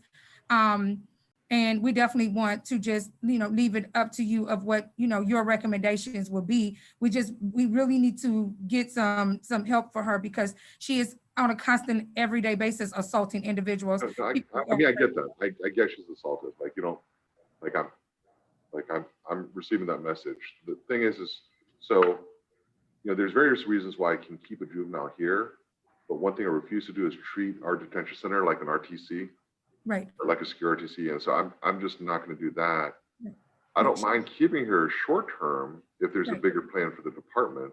It is. The bigger plan that I've spoken with the state office, who I'm contracted with, the bigger plan that we're trying to do is put her in a single home setting.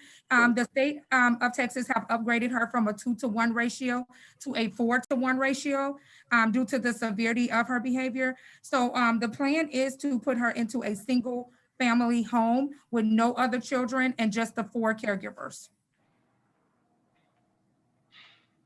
Okay, how long will it take to find that? That can take up to 30 days because there still has to be a home assessment done on that home, and the caregivers are already in place. It's just that there's a home assessment that has to be done on that home first through the state office of CPS. And if I order an expedited home study, how long do you think it will take? Well, the home has to be, that we have to make sure we have to get the home first to be able, because everyone is set up in actually apartments. Okay, maybe I misunderstood. I thought you had said that there was a home was located. You just had to do the assessment. No, it's not just the assessment. We have to get the home, and an assessment has to be done on the home. Okay, so you don't have a home yet. Not for her, not with this fast of the emergency that we're doing. But I do predict that we can, get the home pretty fast for her. All right, so I'm not open to the idea of 30 days.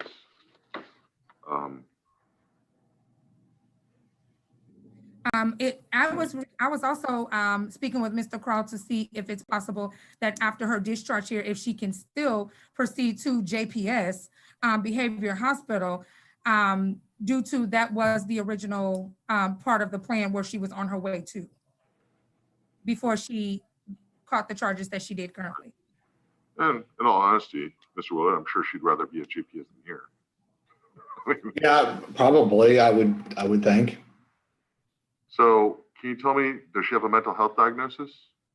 Yes, her actual mental health diagnosis is actually just neglect as well as behavior. She's Okay. everything with her is just behavior. She does not have any IDD, no intellectual developmental disability or any of that. It's just severely behavior. She's an Right. intense level placement with CPS. Was she prescribed any medication? Yes, she is prescribed medications, and Mr. Kroll has the list of medications. Has she been taking it? She refuses her meds at times, so she does refuse her medications at times. And yesterday was one of the days she did refuse her medications. She does not always take her. She's not always in compliant with her medications.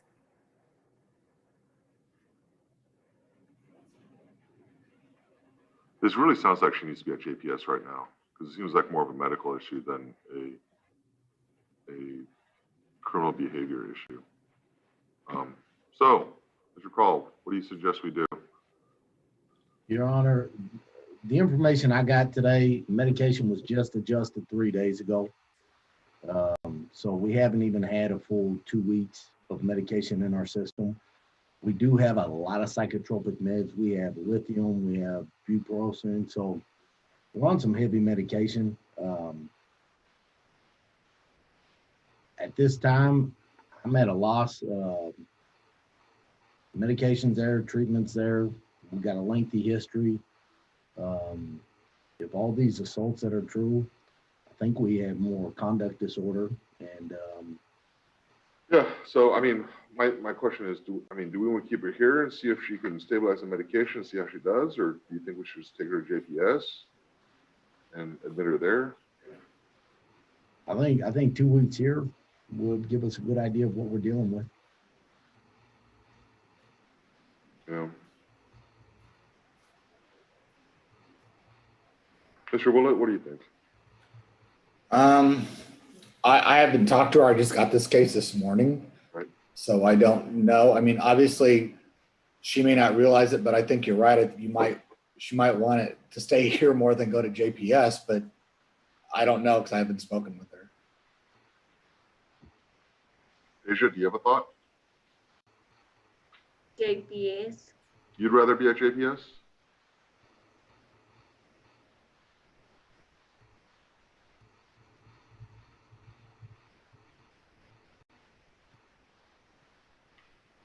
My only concern is that she was just released from JPS 6 days prior, and then less than 24, 48 hours later, she was assaulting individuals again.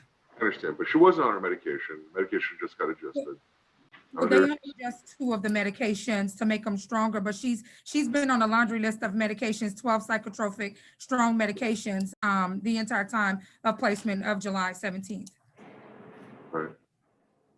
I honestly, so, I mean, I feel like here with Deja, what's happening is it's like we're walking around with a plate full of marbles.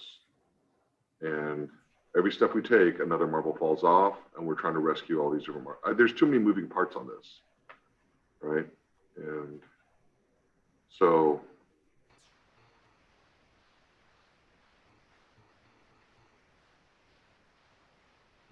like I said, I can't treat our facility like an well, I can, but I don't. I won't treat our facility like an RTC. I mean, if she needs medical help, she needs medical help.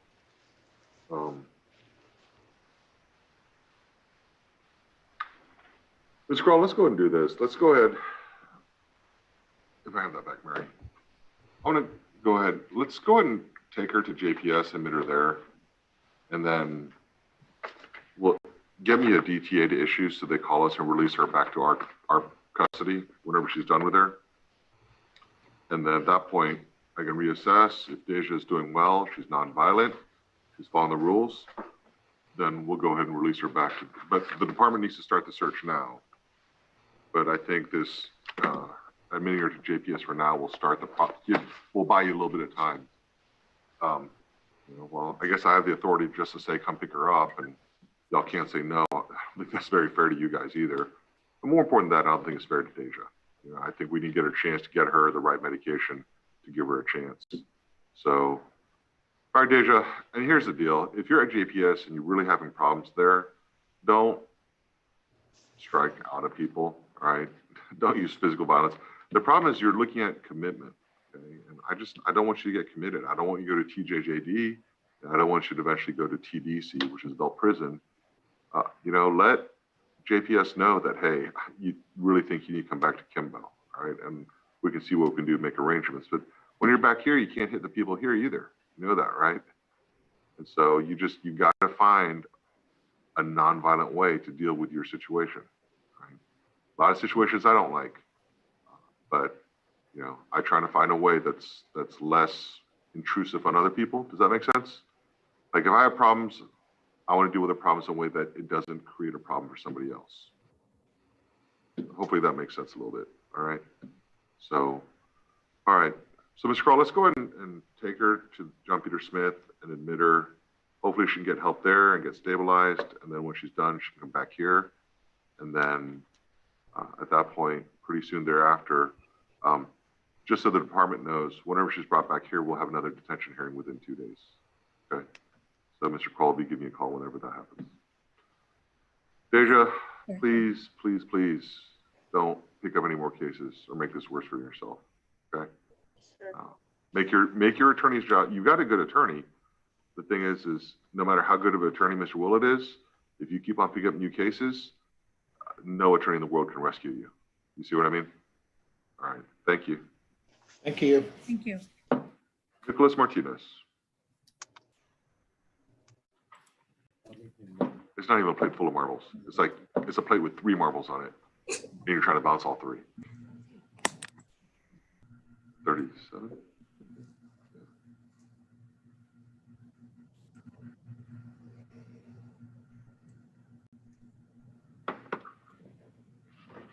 Judge, Yes.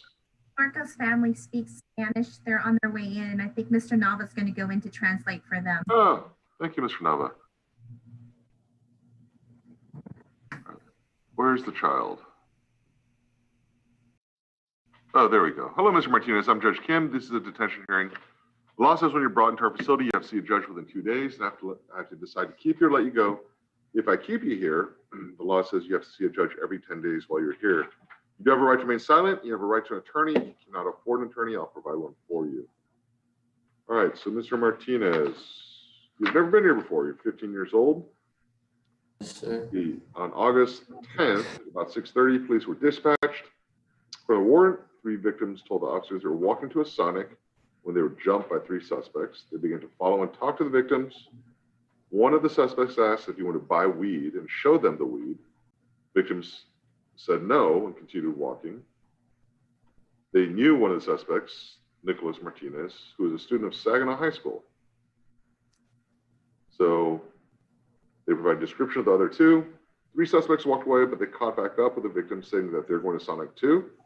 At this time, suspect 2 punched victim 1 in the face, knocking him to the ground. He continued to punch him and took his money and cell phone.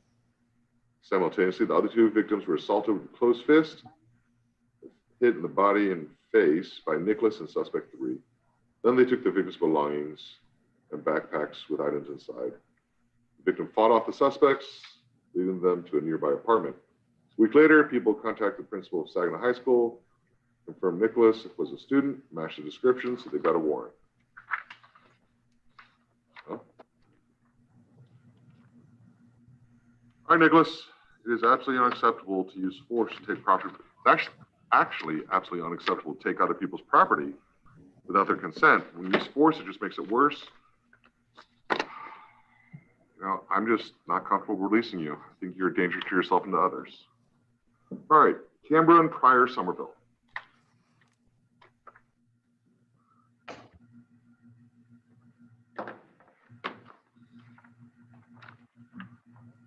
Like, how do you rob people you go to school with? Think you're not going to get caught? Like, this is, well, I guess the question is, how do you rob people not think you're going to get caught? I mean, it has nothing to do with school. All right, Cameron, Somerville. All right, Cameron, I'm Judge Kim. This is a detention hearing. When your kid was brought here, you have to see a judge within 2 days. I have to decide to keep you or release you. If I keep you here, then you have to see a judge every 10 days while you're here. I think you and I have had this conversation before. I recognize your face. You have a right to an attorney, and you have a right to remain silent. All right, so Cameron, you're 16 years old. This all started when you're 13. No, started when you were 14 with an evading arrest. You got probation for, but at the same time, you're arrested for burglary of a vehicle, engaging in organized crime, So while the case is pending, we had to bring you in a couple times for violating your release terms. Then you were placed on probation. Then you had a couple more violations of your terms. And so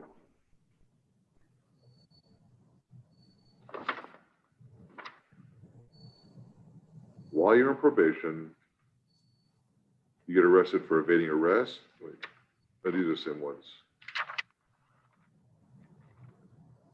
So you're currently on probation until June of 2023.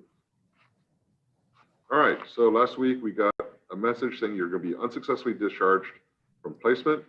We placed you at Clarinda to address your anger issues, substance abuse, and family issues. A couple days ago, you were discharged from Clarinda, referred back to us. While you're at Clarinda, you couldn't follow the rules, assaulting peers, threatening both staff and peers, walking off dorm without permission, while influencing peers to follow. Due to these negative behaviors, you had to be physically restrained on several occasions. So Mr. Lockhart, he is on probation for evading arrest? Yes, that's correct. All right, well, wait, so there's a pending aggravated robbery? No, that charge was dismissed. I'm looking at the system right now. Okay, well, tell you what, Cameron, I can't do anything. I can't send you to TJJD on the misdemeanor. So at this point, you couldn't successfully complete treatment at Clarinda. We'll go and start another placement search. I'm going to detain you until you're placed somewhere. This is the deal. I told you this. It's like, just get through Clarinda, do your program, do your things. You get back out on probation. But if you're not going to do that, then I just keep you here until your next placement. All right. Please don't pick up a charge while you're here. Thank you. Thank Philip you. Torres. Yo. I think.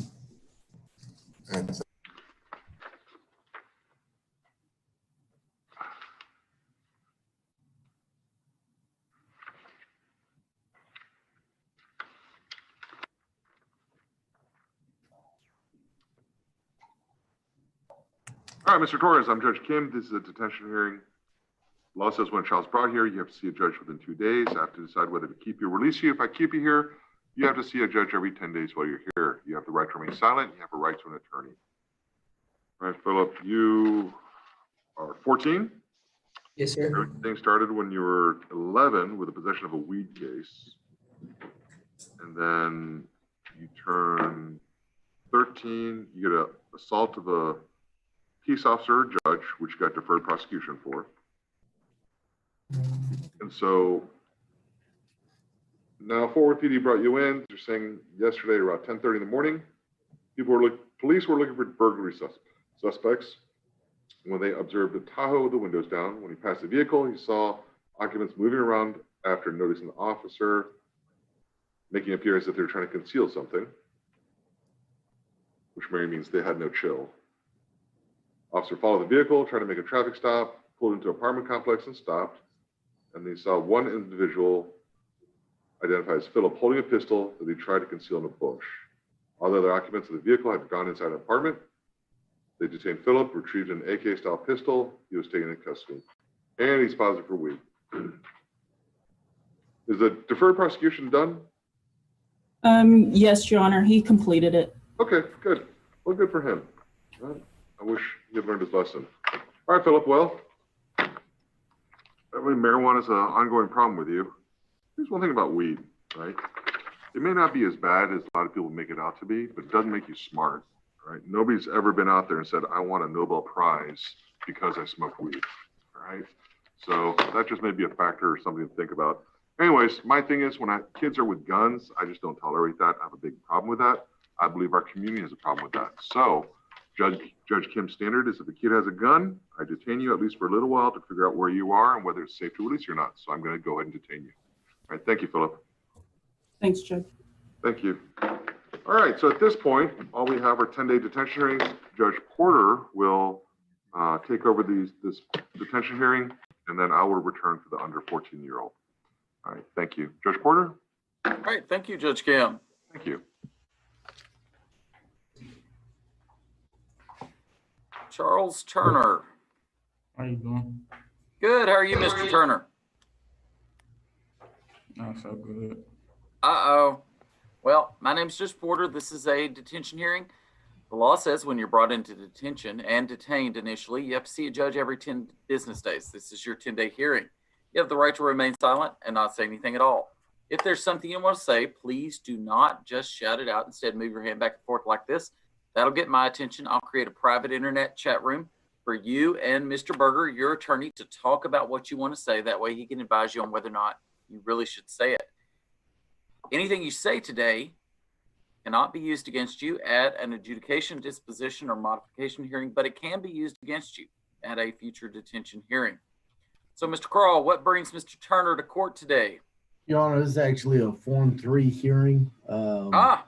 He has 3 felony warrants out of the state of Kansas. Kansas has been notified. They are working on the requisition packet at this time, waiting on the requisition packet. I believe his attorney has some concerns as well. All right. Mr. Turner, we are going to reset this case at 2 o'clock this afternoon so that we can give your attorneys and JPD some time to get some additional information. And so you and I will get to see each other again at 2 o'clock. How's that sound? It sounds good. Is my mom here? She is here. I'm not sure where she is in the building, but I know she has been here today, and I know she'll be back here at 2 o'clock. Is that correct, Mr. Crawl? That is correct, Your Honor. All right. Thank you. All right. I'll see you again at 2 o'clock, Mr. Turner. Thank you. Thank you, sir. All right. Ernesto Villa has waived, and so I need Victor Alvarado. Alvarado, he's waived. You can go back. Judge Porter, Yes. did want to make you aware that Tiffany Perkins, sister of the victim, is present for this hearing online. Thank you so much, Mr. Shipley. Yes, sir.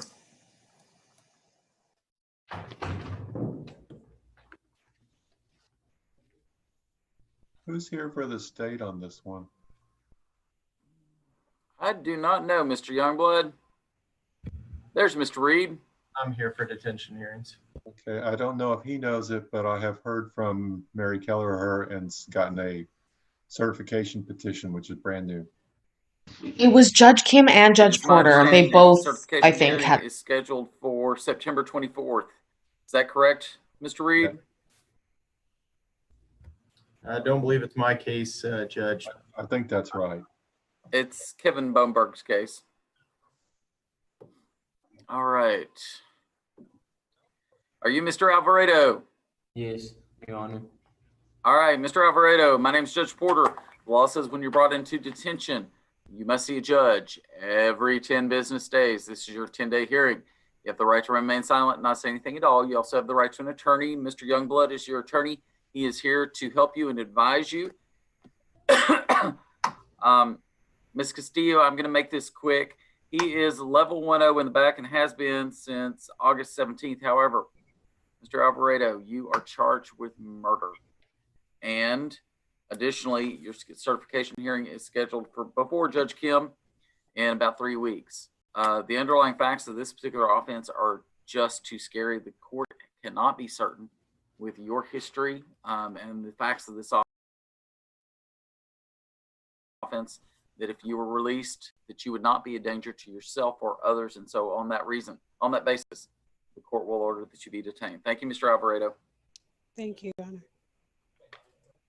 Was Mr. Alvarado's mother present, Your Honor? Yes, she is right there in the red shirt. Oh, okay. Hi. All right. I have heard that she's frustrated with the lack of progress, and I encourage her to give me a call. Mr. Youngblood, your concerns and the family's concerns about the delay in this case have not gone unnoticed, and they're valid. I think both myself and Judge Kim have repeatedly warned the state that they're encroaching on Barker versus Wingo, and so they may want to take that into consideration. Mr. Youngblood, the number that the department has listed in our system is not correct. It's your old number prior to you moving to a different office. And I'm embarrassed for you that is still true. Who do I need to talk to? I've talked to everybody I can think of. I believe Mary or Stephanie would be the ones to put that in there. They say they fixed it, but let me give you the number, ma'am. 817-236-4242. Thank you, Mr. Youngblood. Okay. Did you get that? Please don't call him. Ma'am? Okay. Please call. Thank you. Thank you for putting up with that, Judge Porter. Not a problem. This is important. So, all right. Jada Love Alvarez Goodrich. Is she here? Do not see her on the screen. Here she comes. Here she comes. Good morning, Ms. Alvarez. How are you? Good morning. I'm doing fine. My name's Judge Porter. We've met before. This is a detention hearing. Law says when you're brought into detention and initially detained, you must see a judge every 10 business days. This is your 10-day hearing. You have the right to remain silent and not say anything at all. You also have the right to an attorney. Your attorney, Mr. Berger, is here to advise you and help you through this. If there's something you want to say, please do not shout it out. Instead, move your hand back and forth like this. That'll get my attention. That will also get Mr. Berger's attention.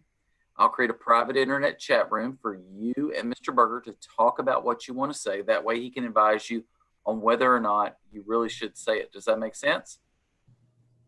Yes, sir. Anything you say at this hearing cannot be used against you at an adjudication, disposition, or modification hearing, but it can be used against you at a future detention hearing.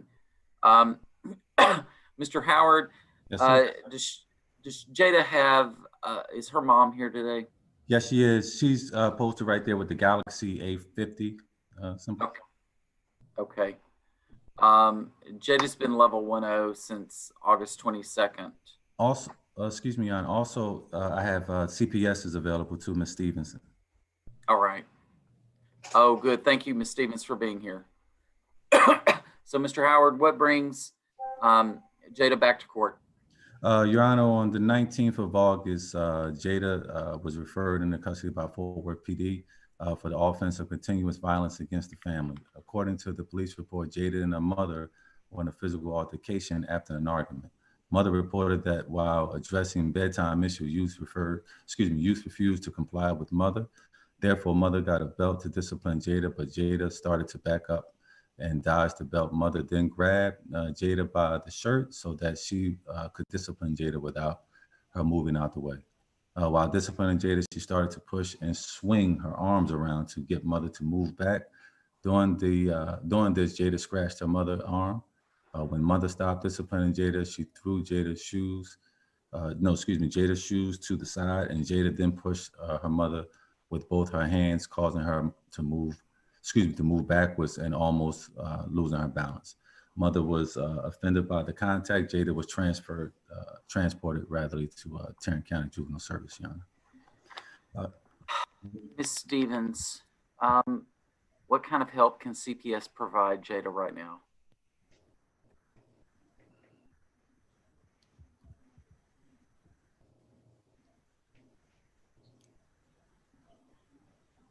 Uh-oh, Ms. Stevens is stuck. She might have froze. Yes, she might have froze. Your Honor, I know that Ms. Stevenson informed me that they had a meeting this morning, JCM meeting, and I know her and the mother have been in agreements, I guess, with moving forward with possibly looking for placement for her. I'm uncertain to be sure. I wish she could, talk about it more, but hopefully she could get back on. Okay. Let me go out and check on Mr. Berger as well. Okay. Mr. Berger's missing. Mr. Berger's missing. Mr. Berger's missing. Mr. Berger's missing. Where could he be?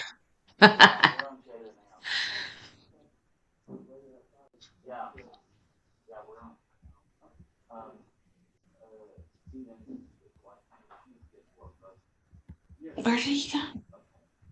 Did he physically go look for him? No problem.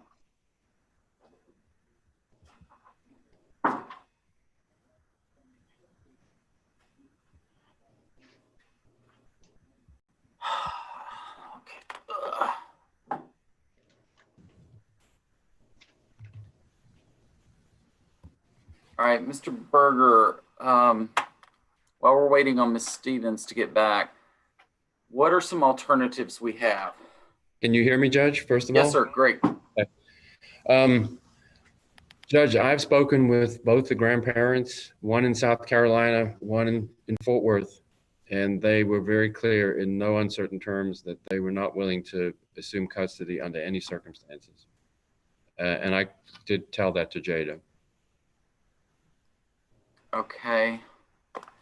Do we know where CPS is at? What stage of investigation and help they can provide? I think Mr. Howard probably answered that question better.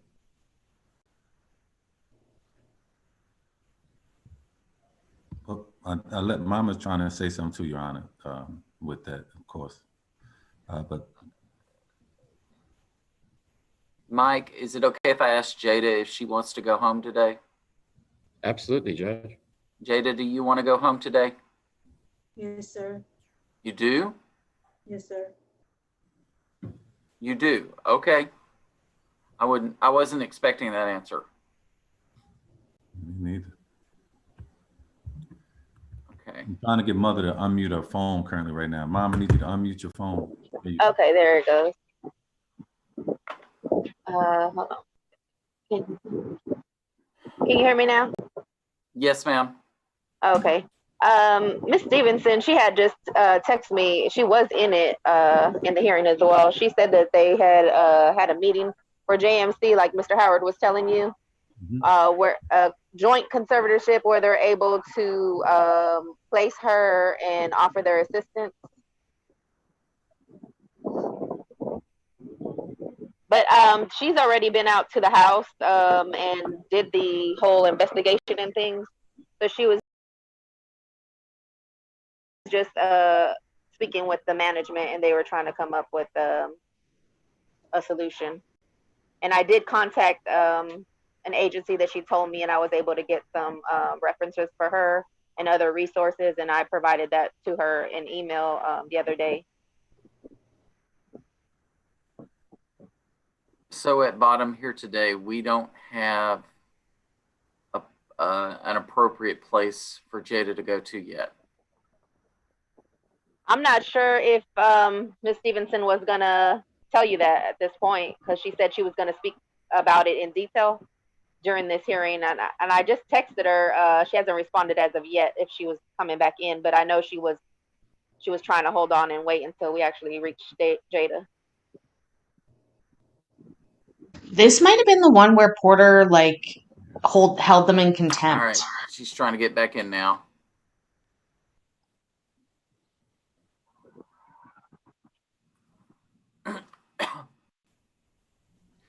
All right, Ms. Stevens. I had internet issues. I had none until just now. So I apologize for the frustration. What kind of help can CPS provide to Jada in this case? Basically, we are looking at allowing Jada to use one of our placement beds while also providing services to the family to assist with the family reunification at, we're looking at potentially 3 to 6 months of some type of treatment as recommended by basically family members that I've been in contact with all feel that Jada needs to be in a very structured type environment. They feel that she's a danger to herself and her siblings as well. There's concerns with internet access for her because she tends to misuse it to get in contact with males and bring them to the house, which is a very serious concern for the well-being of the siblings as well. So we are looking to definitely help the family and help this child. So let me go back to my very original question. What kind of services can CPS offer Jada today? Today, I do not have anything in place today, Your Honor. That answers my question. All right, thank you so much. Jada, I need CPS to find an appropriate place for you. CPS, you have until 2 weeks from today. That's your deadline. I want you back here. Let's see, today is the 2nd. I want you back here on Wednesday, the 16th, with some place that's appropriate that can meet her needs, that would be appropriate for me to release her to, assuming, Jada, you maintain level 1-0 between now and then, okay? Yes, ma'am.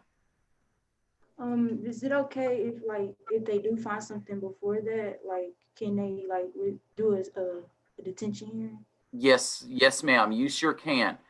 Mr. Berger, if they find something sooner than that, would you bring it to the court's attention and we'll get that taken care of post haste? Immediately, Judge. Because Jada, I want you out of detention, assuming you keep your behavior level where it's supposed to be. And you're pretty good about that for me. I want you out of there as soon as possible and in a place where you can get some help, okay? Okay. I want to make that as fast as I can for you, all right? All right, thank you. Thank you, Judge.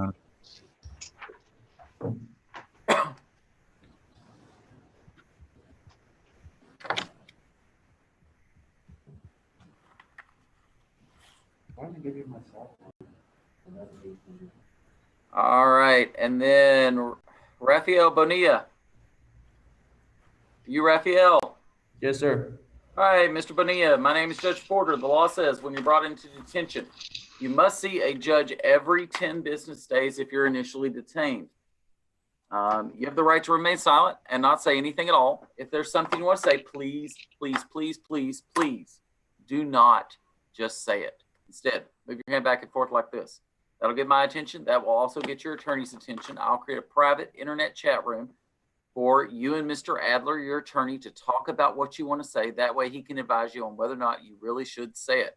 Anything you say at this hearing cannot be used against you at an adjudication or disposition hearing, but it could be used against you at a future detention hearing, and most certainly the state will try and use it some other way.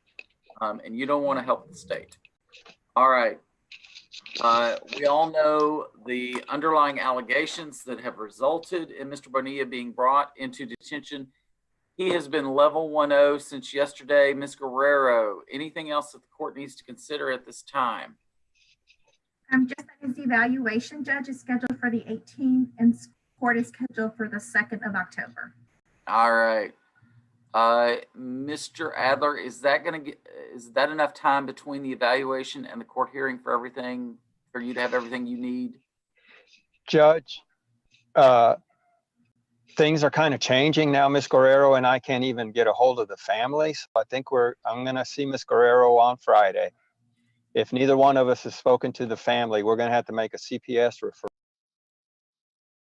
referral. So that if you do release him, CPS then has to take some kind of temporary custody, I guess, if the aunt and the mom have truly kind of disappeared on us here lately. I will be here all day from 8 until 5 on Friday. So if that is the case, y'all let me know and I'll do whatever I can to help you out. Thank you, Judge. Thank you, Judge. Ms. Guerrero, Raphael doesn't have a mom or aunt here today? That is correct. All right. Two things, Raphael. First, I don't have a parent or guardian to release you to today. Second thing is, before I can release you, I need to be convinced that if I were to release you, you would obey the rules, right? And we've talked about your levels before. What do your levels need to be at? 1-0. All right. You know what you need to do, right? Yes, sir. All right. For today, I got to order that you be detained. That will be the order of the court. Thank you, Judge. I'll see you Friday. Thanks. Thanks. All right. At this point, we're done with the 10 days. Please do not bring in the next child. Thank you. And I will turn things back over to Judge Kim. All right. Thank you, Judge Porter. So, as stated previously, these proceedings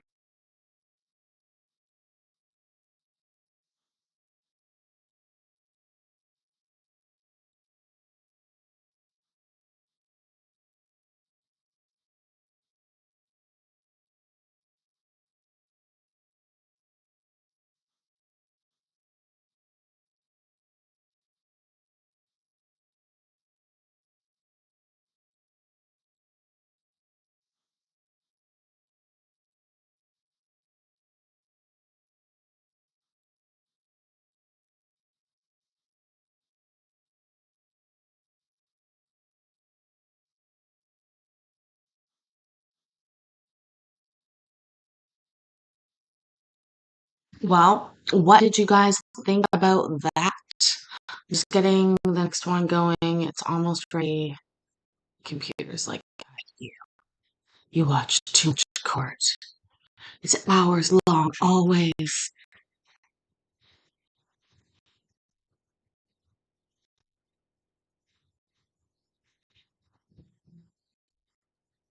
What on earth was that?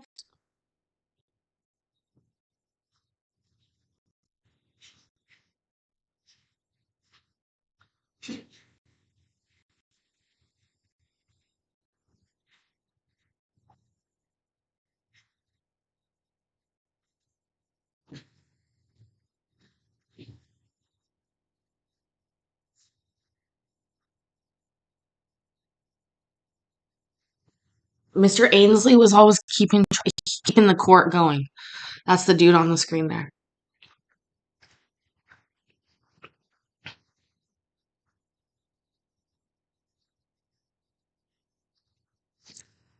Well, let's see what we've got.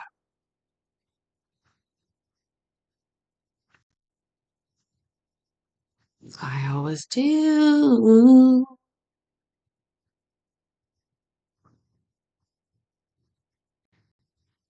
Mr. Ainsley, what are you doing?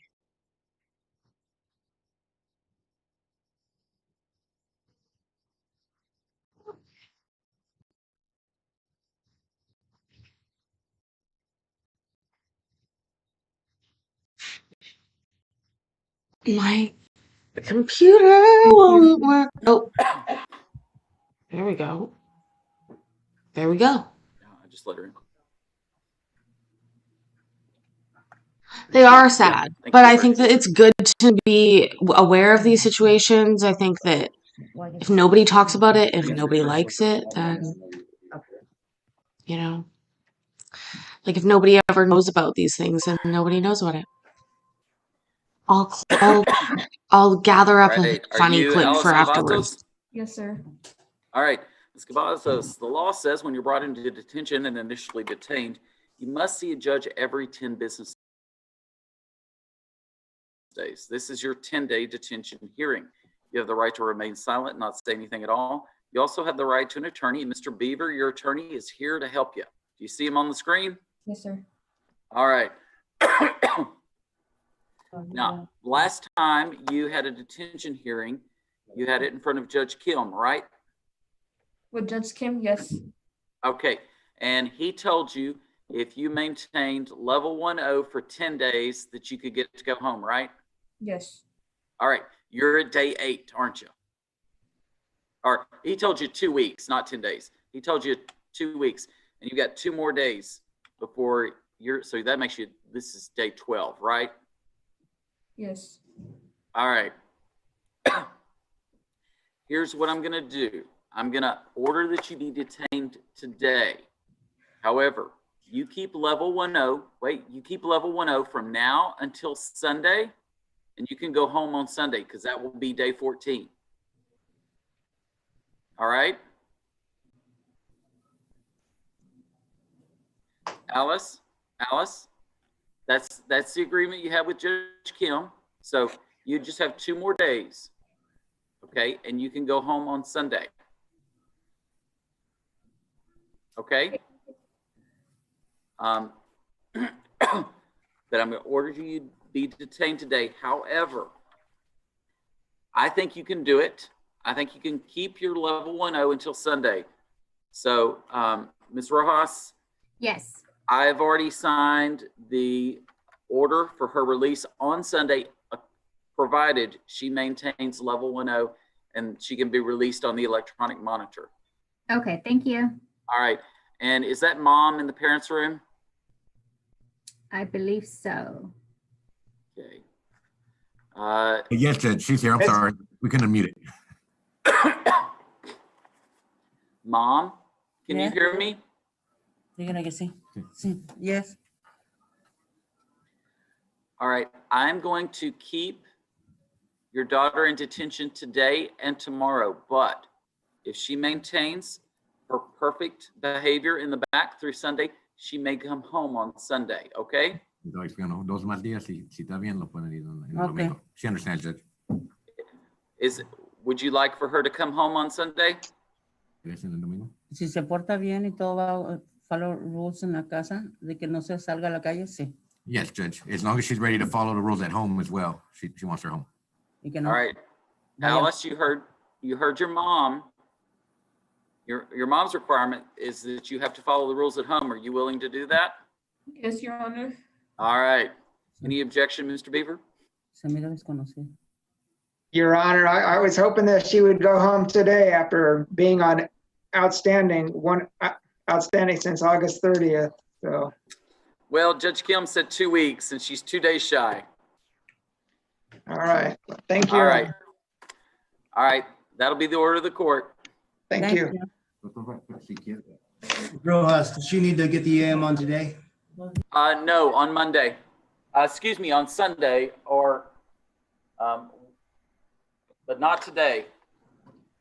Alice, I'll call you later. Thank you, Your Honor. May I be excused? Yes, sir. Thank you, Mr. Beaver. Thank you.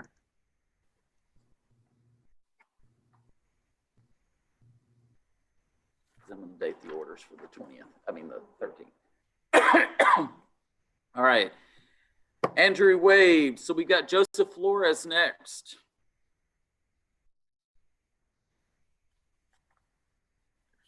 Andrew.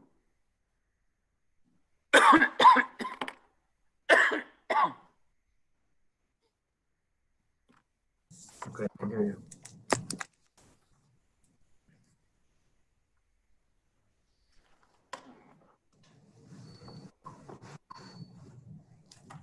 All right, are you Joseph Flores? Yes, sir.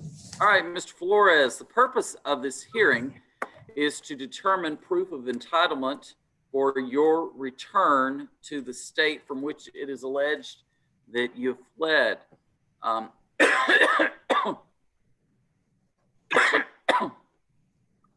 And Ms. Rojas, can you fill me in a little bit more about this particular young gentleman?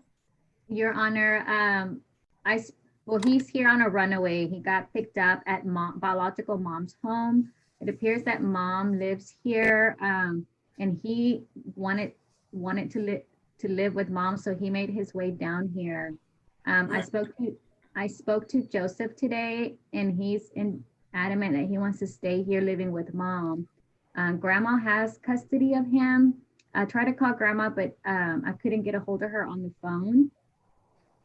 But she did file a runaway police report in Clovis, New Mexico on Joseph. Okay. And with Joseph, he's told me that he's always been in contact with mom and you know, throughout the years. So, but he's lived with grandma his whole life. Okay.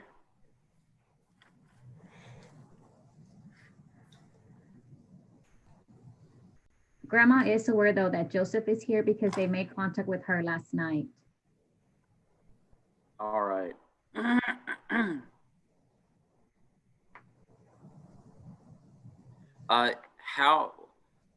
Which police agency picked him up? Arlington. And how did they know where he was? Do we know? No, I don't know. I don't. It just indicates that they were dispatched to mom's home in an attempt to pick up the runaway. Okay. So it sounds like grandmother suspected he was here. Yes.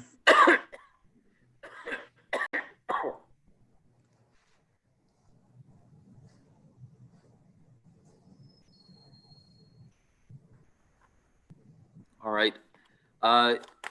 Joseph, let's see.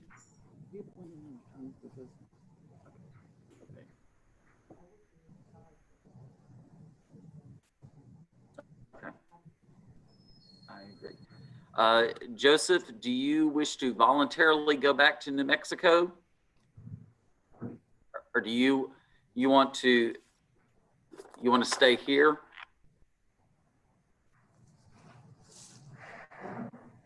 Well, if I stay here, then I won't be staying in the juvenile detention center. If I go back, it's gonna be the same. So that's what I'm like. How does that work? Because for some reason, I didn't spend my own money to go buy a ticket or flight and come down just to have a peaceful life with my biological mother. Like over there, they're just controlling. They want what they want. And for example, I'm 16. Yeah, like I got things to take care of, my education and my school, like whatever I gotta do. And then they just want the money and like, okay, well, you gotta obey this, you gotta obey that. And yeah, it is true, you know, you got the chores, you got what I gotta do. But except that they want more than was that. And like how I told the cops, I got evidence where my father, meaning grandpa father, told me, don't come back. And it was that night when they found out I was with my biological mother. Even when I was sitting down at the table, when I told them, hey, you know what, I want to move with my biological mother. They said, okay, good luck, but never come back to the house. But yeah, right. I was out of the house for 2 weeks, Honor. Living on my own, paying on my own. And this is how they want me to feel and be right now.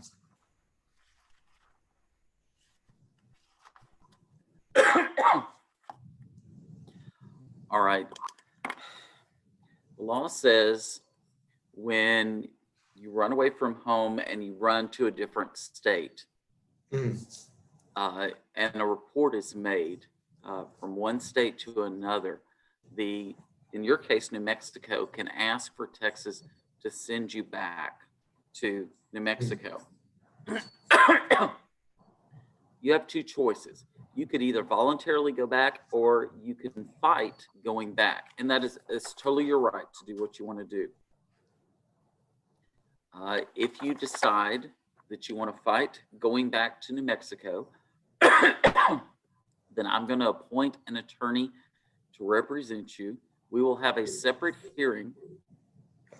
Between now and then, the Juvenile Probation Department will contact our office down in Austin, and then Austin will contact the officials in New Mexico and get some paperwork together. And then the officials in New Mexico send that paperwork to our officials in Austin. Austin then sends that to our Juvenile Probation Department. At the subsequent hearing, all that matters is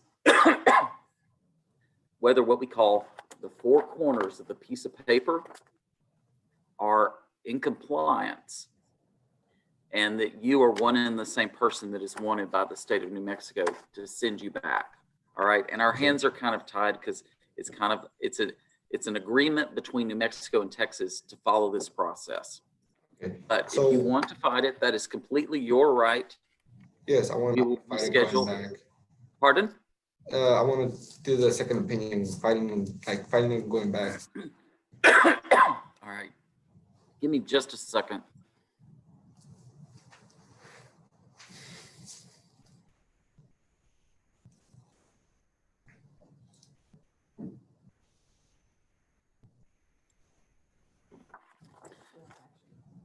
Mr. Lofton. Whoa, yes, good morning. Good morning.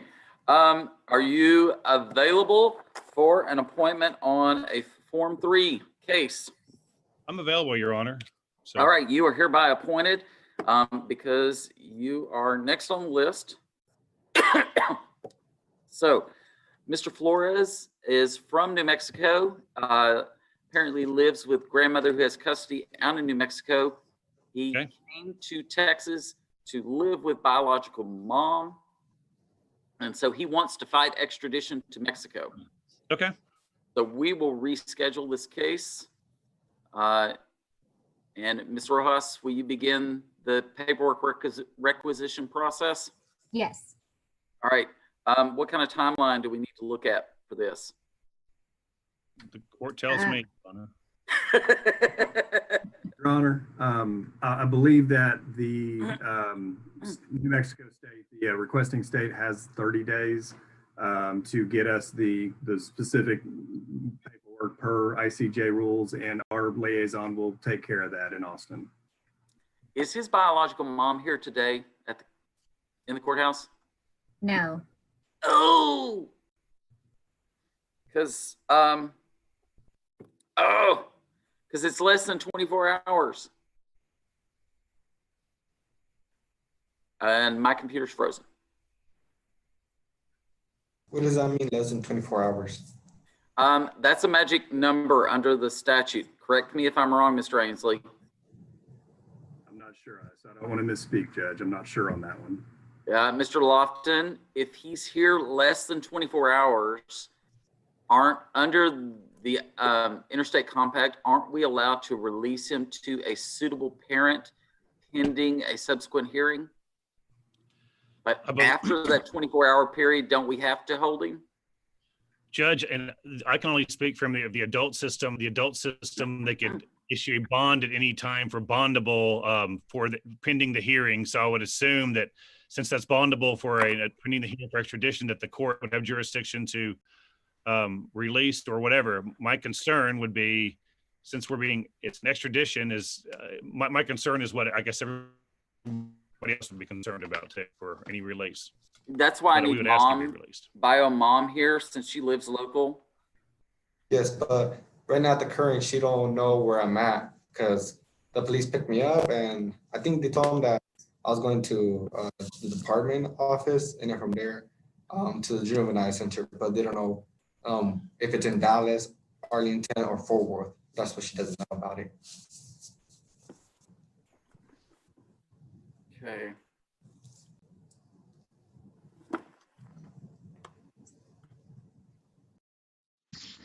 We just have to, I have to interject here with a quick note.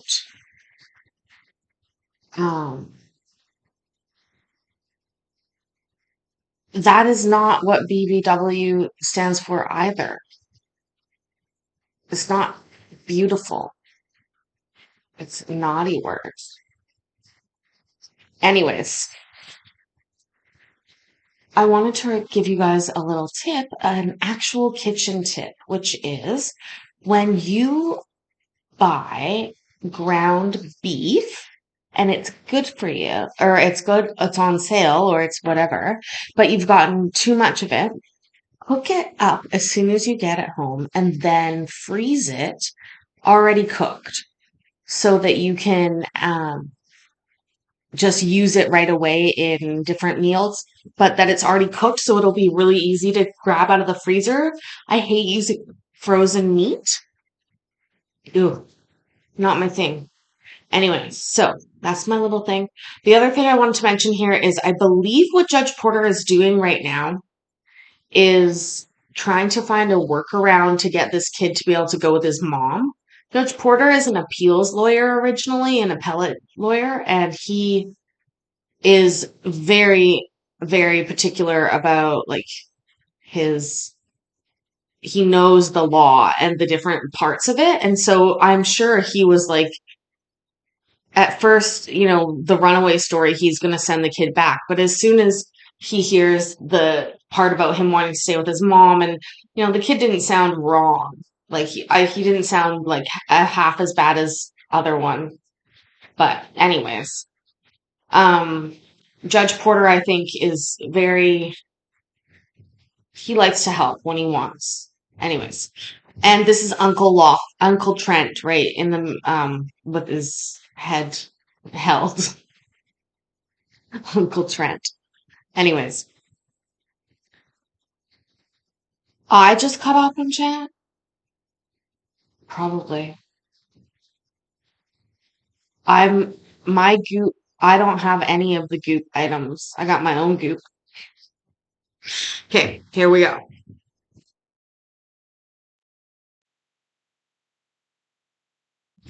I thought it meant big-breasted women.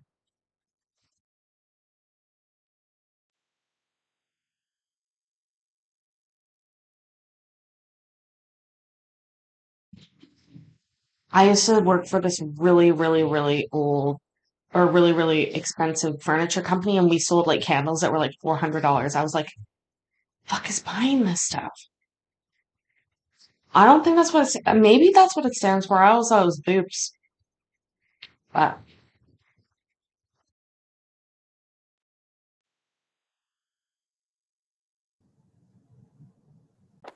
Your Honor, and I don't see any notes indicating that we talked to bio mom. We have just talked to grandma, and that's it. Yes. Because that was our understanding that grandma had custody of him. Right. I thought you said the bionic mom, and I was thinking of the. No. Anyway. Lindsay Wagner. Yeah. Yes, sir.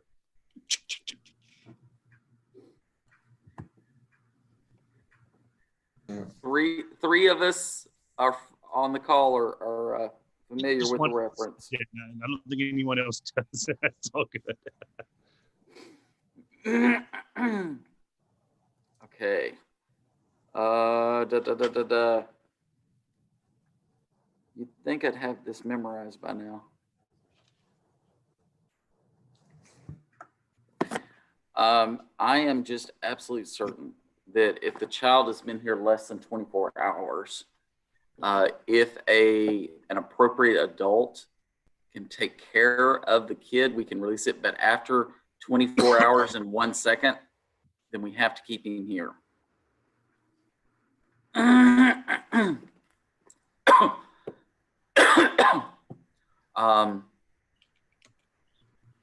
So for right now, I'm gonna order that you be detained so that we can have that subsequent hearing. Mr. Lofton, is your schedule today such that you could double check the court's work on that 24-hour thing under the interstate compact? It should be. Mr. Adler is on, and I think Mr. Adler might be able to, who's much smarter than me, give you some more insight. Immediately after this, I'm going to be starting a hearing in the 325th, and I don't know how long that will go, but I'll be happy to. Mr. Adler, if a kid is brought on runaway status from out of state, if it's been less than 24 hours, doesn't the compact allow the court to release the kid to a suitable parent, but after that, the court has to keep him? Judge, it is controlled by the ICPC. I was just looking it up. The last time I did one, it did say within 24 hours you could release to a parent that's local. Yes. Okay. But I can look it up if you need me to. No, that's I just needed verification of what I was remembering. Ms. Rojas, can you get BioMom's information?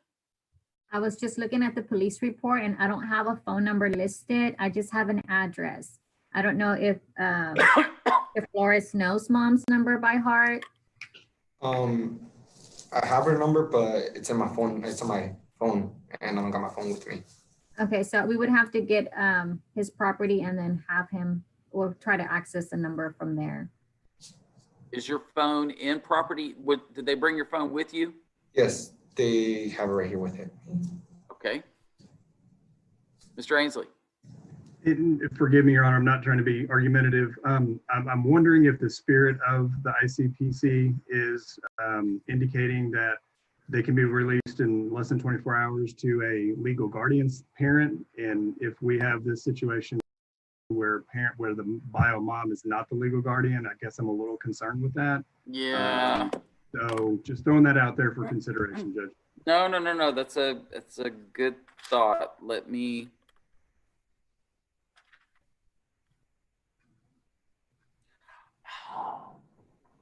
And if you'd like, Judge, I can possibly get Daryl Leideke on the phone right now and throw that question out to him. Actually, that would be great. I'm looking at the rules book while we're doing that. Okay, let me try.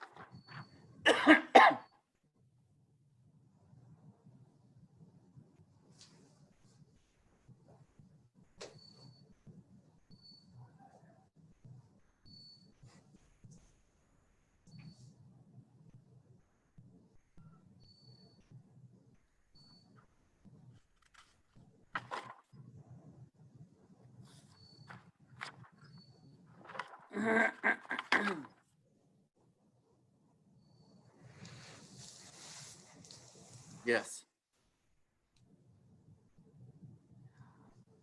Oh, Mr. Ainsley, you're right. You're right. And Judge Daryl Leideke is confirmed as well, just what you said. No, I just found the rule and it's only till legal parent. Okay, perfect. Thank you, Judge. Yeah. All right. Judge, this is Frank. I'm sorry, I was kind of listening in.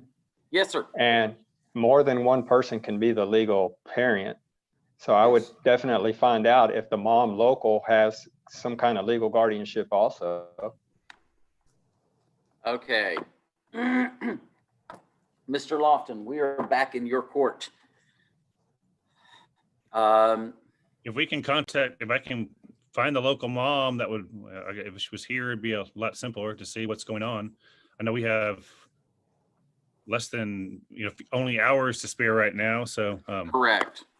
So if my client could give the number out of the local mom for someone, me or somebody to reach out, or probation. I'll try to get his information from his phone. I'm looking at the police report and they'd never put any information on mom down besides her address. I see. So we will try on our end if that's a possibility, just to get clarification on what custody she has or doesn't have. And just to jump in, yeah, Daryl said he'll reach out to New Mexico, assuming that the Form 3 is not in agreement. And he says they technically have 60 days just for clarification, but he says he rarely seen it go beyond 30, and it should be a lot sooner than that, quite honestly. Yeah.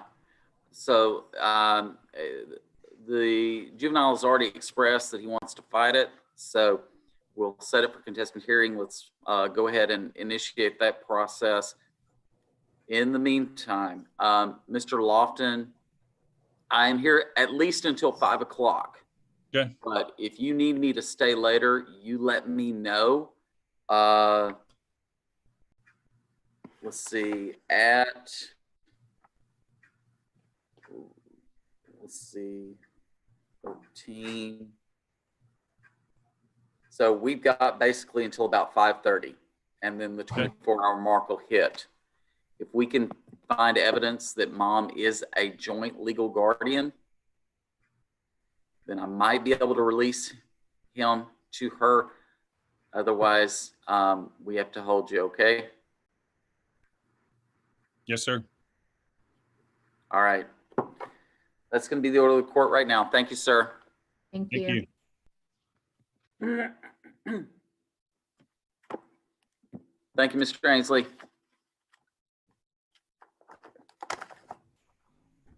Get this back to you. He did not waive. So.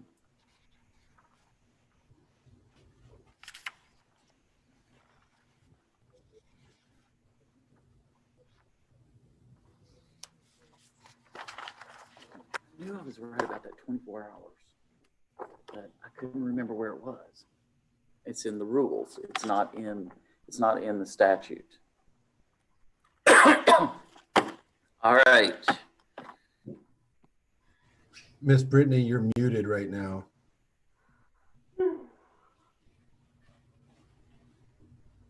Okay. All right. Are you Joseph Flores? No, sir. Oh, I'm sorry. Yes, you're Lucas.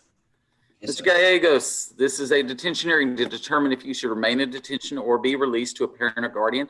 You have the right to remain silent, not say anything at all. You also have the right to an attorney. Your attorney, Mr. Lofton, is here to help you and guide you through this process. The law says when you're brought into detention and initially detained, you must see a judge every 10 business days. This is your 10-day hearing. Mr. Victorson, what brings Lucas back to court? Well, Your Honor, it's a 10-day hearing. He's been here for quite some time on a number of charges. The Arlington Police Department originally referred him in custody on a murder charge. When officers arrived on the scene, they met with the victims.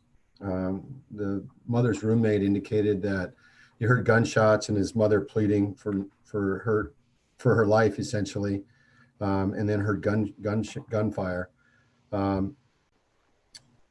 After the police got there and investigated, they learned that Lucas had a friend staying the night, and they had used a 9mm to kill Lucas's mother's paramour. And then Lucas fired a .22 caliber pistol at his mother, striking her a number of times. And then he turned the weapon on the roommate that came out to investigate what had happened, but he wasn't able to strike him with any rounds. The boys then left and were later located by police. The police report indicated that the boys had given the weapons to the other boy's older brother. He also has some out of custodies that were referred in January for misdemeanor offenses that were pending when this all happened. He's on level 1 acceptable in the back. And my understanding is that the next status conference is scheduled for October the 6th. All right, Mr. Gallegos, the gravity of the underlying offense is such that the court believes you'd be a danger to yourself or to others if released, and so I'm going to order you be detained today. Thank you, sir. Judge, you gotta be excused, Your Honor. Thank you, Mr. Lofton. Thank you. Thank you.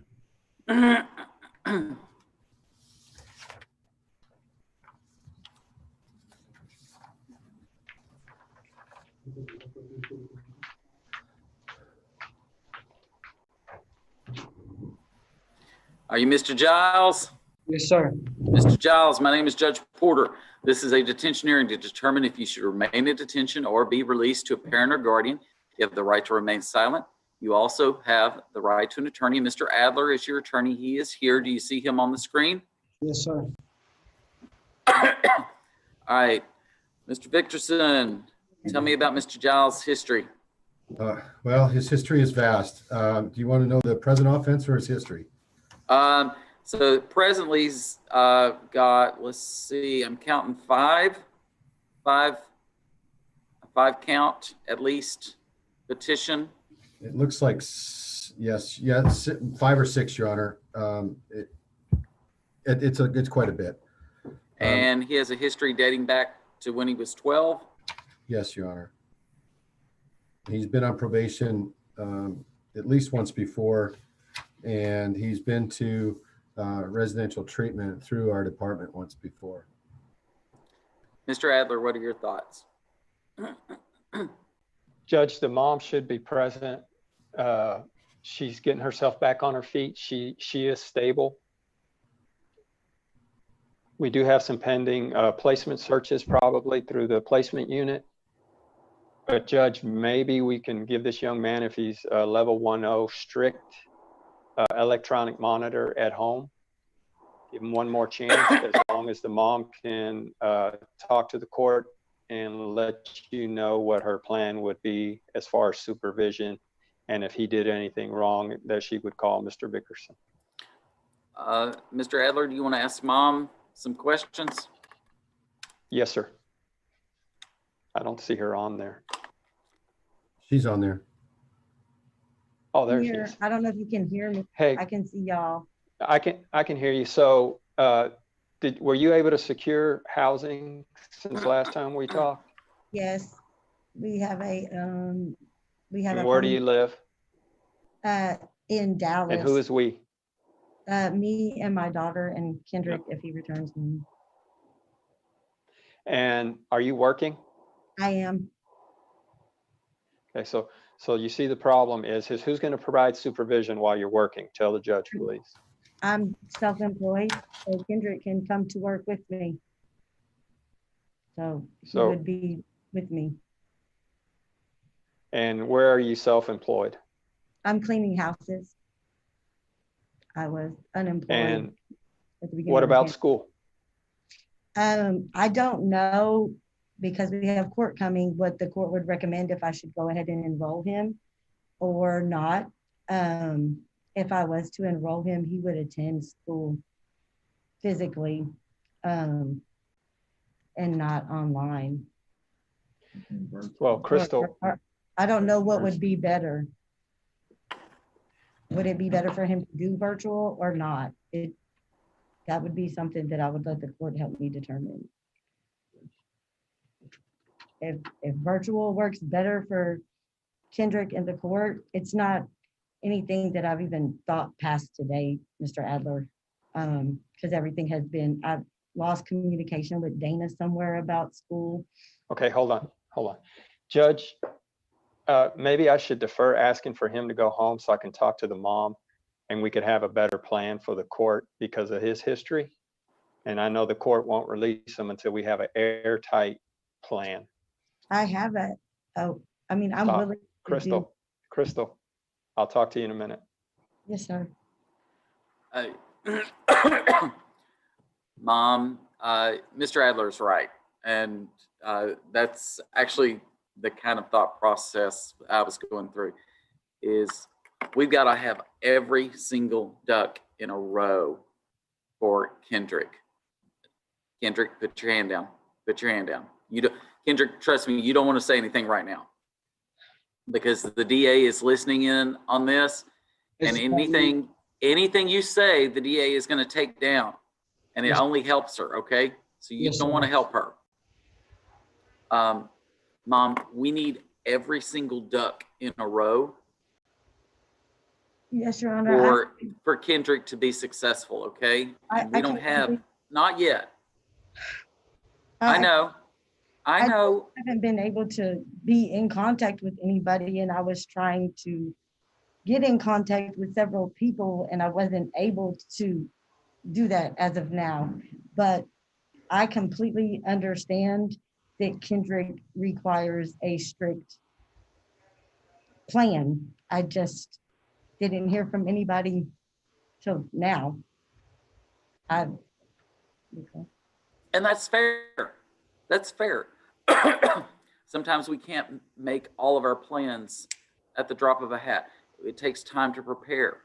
And so Mr. Adler's right. We need some more time to put everything together. I was even trying to get in touch with Dana to get his transcript. Crystal, please stop. I'm sorry. I'll talk to you in a minute. Sir, I know. I'm sorry, Mr. Adler. Sorry, Judge. All right. I'm here. All right. Kendrick, between now and the next hearing, I need you to keep maintaining that level 1-0. You are doing everything in the back that you need to do. All right. You keep doing what you're doing because you're doing the right thing. All right.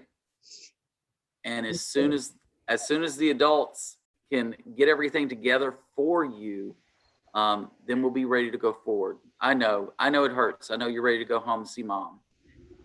Today's his birthday. So, all right, that's going to be the order of court. Thank you all.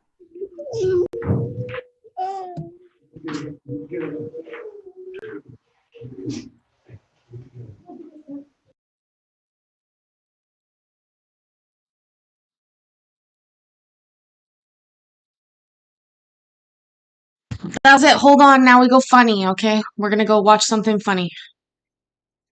After that moment, that wasn't very funny. Give me 1 second and I will pull it up. I apologize about the bot. I don't really know what he does. Oh. The meat is done. Whew. Now, what did you say, Mayor?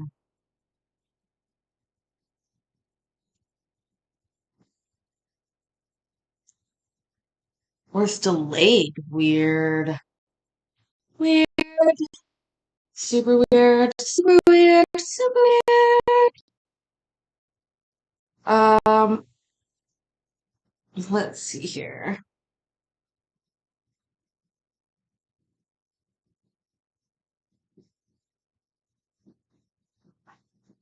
You guys like Judge Davis, who is the guy who does like dispossessory court?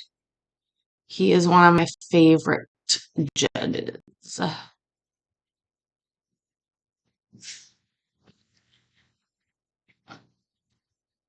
And I have an interesting case of his, actually, that I think we will like.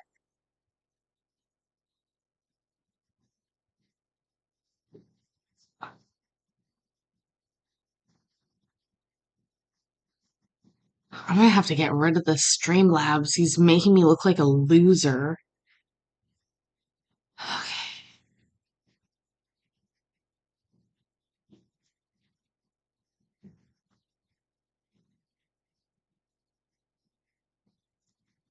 Mm.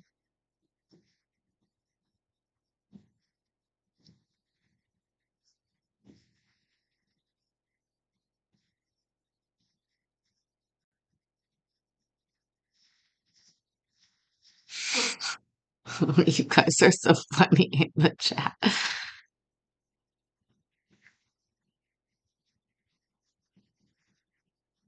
guys are my only trial. Was a consent. Here we go. This is no longer the detention docket. Let's get rid of that.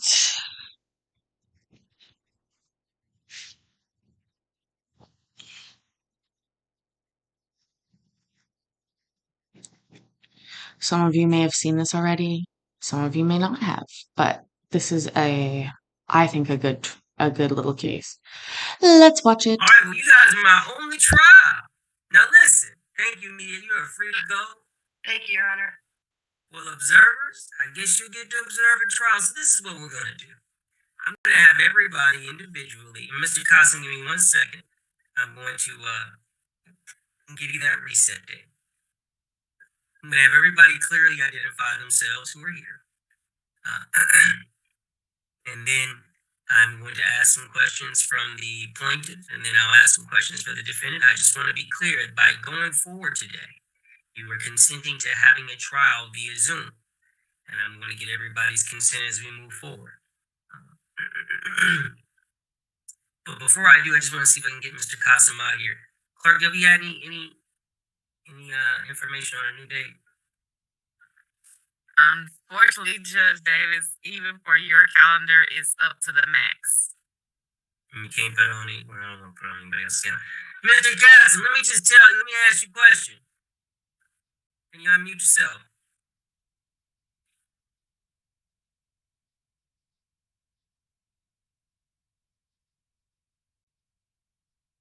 Unmute yourself. Okay, go ahead.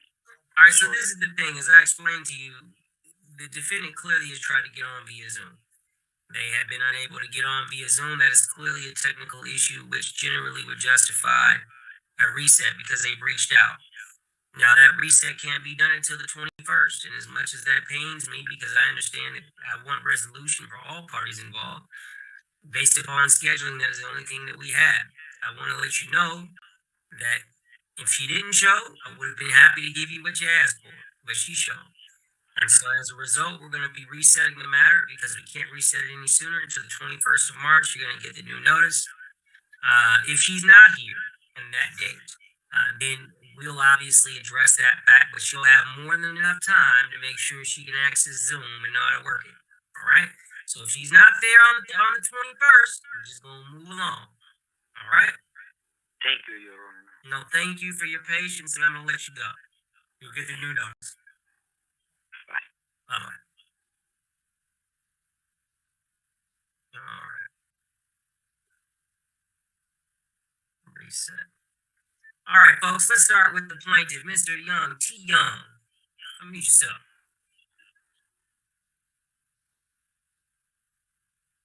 All right. Can you hear me there? Not you, that's S. Young. I'm looking for All right. Mr. Tommy Young here. I want just to get your oral confirmation that you understand that you're proceeding today virtually via Zoom, and we'll be having a trial via Zoom. I will be able to look at evidence that has been submitted and uploaded to our court system. Do you consent to such, sir? Yes, sir. All right, excellent. All right, I'm now going to start with Mr. S. Young. Can you unmute yourself? Press that microphone button.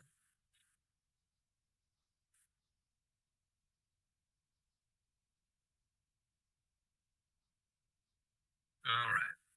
I just need you to unmute, sir. Okay. All right, Mr. Young, I just want to confirm that you are consenting to moving forward to having this trial via Zoom virtually. Yes, sir. All right, excellent. How about you? I believe this is D. Young. Yeah, supposedly. I'm here. Okay, supposedly, sir. What is your real name? Donquavius Lee. Spell Donquavius for me. Donquavius, V as in Victor, IOUS. Donquavius Young, correct? No, Donquavius Lee. See, he doesn't. All right, it's all right. So we'll get there. Don't worry. Just Donquavius Lee. Check. All right, and I just need your confirmation in assent that we're going to be performing this trial over Zoom and virtually.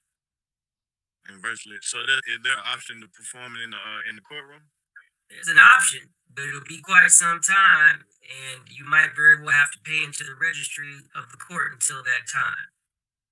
So your delay isn't necessarily going to give you any significant benefit.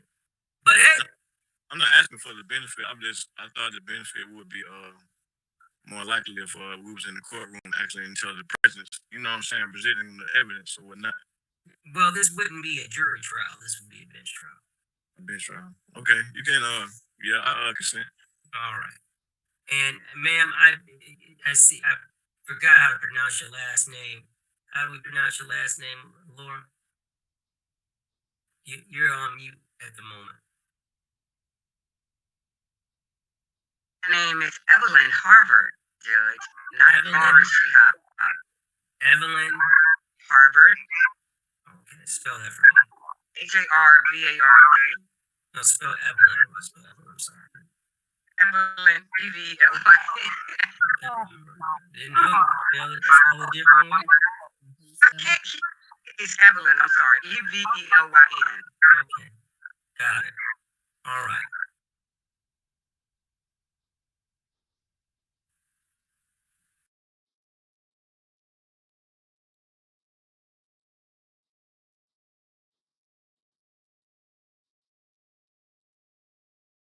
Okay. And do you consent to performing this hearing virtually over Zoom? Right now? Right now? Yes, sir. I'm willing. All right, bear with me. Hold tight. I'm going to get everybody under oath shortly. Hold tight. Just pull up the case.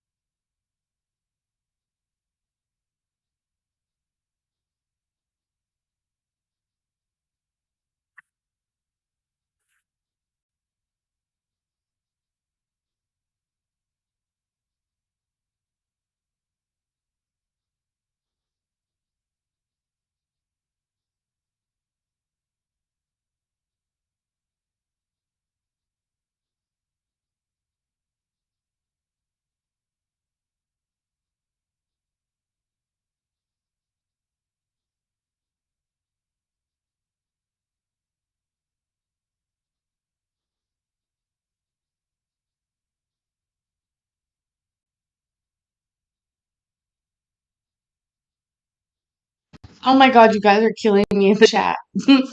Lisa. That's so funny. I have no idea. I honestly thought I programmed 4 words in, but I guess I still did some level. What is this guy doing up in the top with his hand? Knife hands.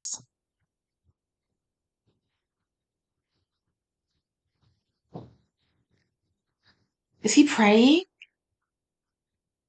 Is that what that guy's doing?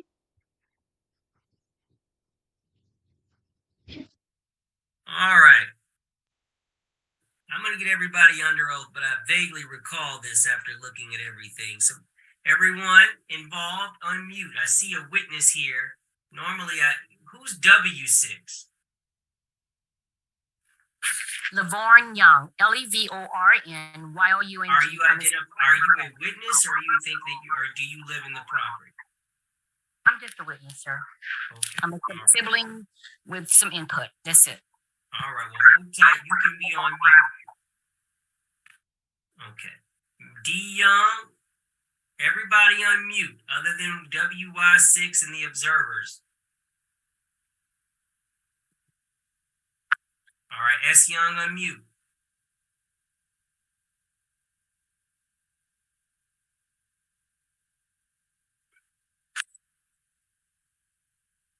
Everybody under oath. Can I get you to raise your right hand? So that means Mr. Lee, Miss Harper, Mr. S. Young, Sidney Young, everybody. Raise your right hand, Mr. Young. Not you, Miss W. Young. S. Young, unmute. Unmute. Hit the unmute button on your phone.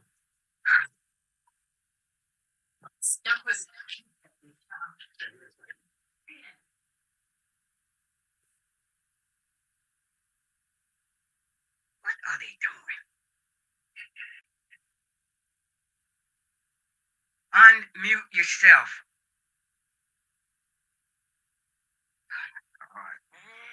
The button is a microphone. God have mercy. Microphone. Okay, sir. Everybody raise their right hand. My right hand raised. Right hand raised. All right. You swear or affirm to tell the truth, the whole truth, and the penalty of perjury of the law? I do. I do. I do. Mr. Lee? Yes, I do. All right. And again, Miss Young, W6 Young, you can mute. You are not an actual party. You can go ahead and mute. There you go. You guys can put your hands down. Okay. All right. Back again. Mr. Young, tell me, I've read everything. Tell me, do you have a lease with these folks? I submitted the lease to them, and if they chose to stay, they could have stayed. If they didn't want to stay, they were supposed to leave. Now, let me ask you this. These folks that you've identified, these folks that are here aren't those folks, except for maybe one or two. Why are their names different than the names that they've identified as their government names here on Zoom? Do you know, or is this the names that you know of them as? Those are the names that I know them as. If they Hold on, don't speak out of turn. Let one person speak at a time. So these members of your family, you didn't know their real names, like LJ Brightwell. Is that his real name, or is it MJ? It says LJ on the paper. You talking about Laura's son? I don't know Laura or her son. I'm Laura just Shihab. complaint. That's Laura Shihab. Yeah, that's LJ Brightwell is her son. Okay, and what about Don Quee Young? Don Quaid told me that was his name, Don Quaid. So if it's his name is, well, if I misspelled it, yeah, I misspelled it. And I'm sorry, I didn't mean to misspell it. Let me ask you this, man. I think we were here last time. You said you had the property. I can't recall exactly what happened. I know it was dismissed, but you said I could resubmit it. Okay, everybody can resubmit. That's fine. Yes. So tell me, you don't have any rental amount as of yet. How much was the rental amount that you demanded with the new lease, and when? It was $800. Okay. When did you provide them this new lease? It's on the paperwork that I sent you, sir. I'm asking you a question. It's 2002, 2022. It was August. The last 2 months. So when did you give them the lease? What month? August and September. You try to give it to them August and in September. Okay. And so you're alleging that they refused the lease in August, and therefore from that period of time, you're alleging that they would over it. Yes, sir. All right. And how did you come in possession of this property? In my mom living trust, she awarded me, she gave me the property. Was some things that we had. I'm sorry. I just to continue because I'm as I understand trust. I'm just trying to make sure I understand things. So tell me. So she gave you the property. Oh yes, sir. Okay. There was some things that was in the works for a number of years, and she had asked me to help her finish them. So I did, and in that process, I committed a large part of my investment money that I had to invest. She asked me, could I help her? And she said she had asked the rest of the family the same question, but they said no. So she asked me, and I was in a position to help her, and I did. And in doing so, she awarded me the property because she couldn't pay me back the full amount of the property because the people that were staying in the house refused to pay her a monthly amount for her rent. So she called. She said, "Well, I can't continue to pay the loan off because the people in the house would not pay for staying there." So we just came out and said, "Well, okay, Mom, just we'll stop for now." So in that finality, she said that she gonna award me the house because she couldn't pay it back the amount of money that she owed me. I said, "Okay, fine." And she said if she had passed away, to make sure that everybody got something in her passing. Now I said, I would do that, Mom. I would do that. Because she didn't think she had enough money on her life insurance to pay for her funeral arrangement, her final expenses, and to leave them each with some money. And that's what we did. Okay, so when you say you were given this property, how are you given this property? No, she gave the property to me. She awarded me with the property. Okay, and when did she do that? She's back in 2015.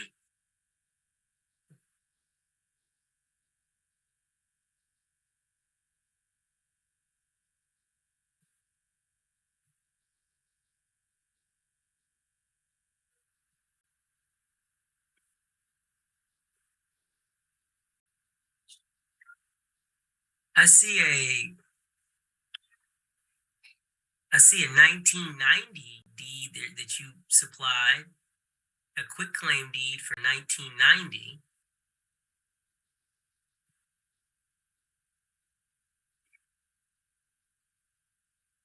I see another quitclaim deed that was filed in January of 2023. Oh, I'm sorry. Hold on, please don't speak up. This is.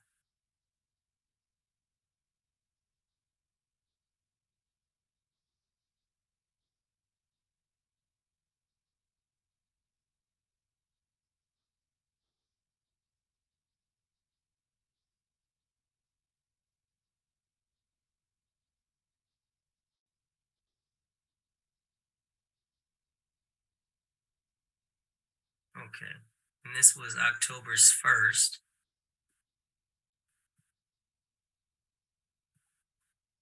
I'm just trying to see what document do you have here to establish this tenancy? Did you file that document? I mean, not this tenancy, the ownership. Because they don't have a lease with you. You said it was owned by your mother. You said you got it back in 2015. Did you file that document? Because everybody else is saying that you don't own the property and the property was not transferred to you back in 2015. So what do you have, the court evidence do you have to prove that you are in fact the owner? You said you had asked me did I have some paperwork saying that I was the owner of the property and the delivering trust established that I own the property? And I need to see the paperwork. So what paperwork do you have to that? I submitted that to your office, the dispositionary office, and they said they was going to have it marked for you, the judge. I got it. I'm looking at it. I do see this document here from 1990. I do not see any document here. Let me just see here. Hold on. Maybe there's another one. Hold on, here it goes. Irrevocable Living Trust, 2015. The trustor and serving trustee, this trust shall be known as the Daisy Mae Young Irrevocable Trust.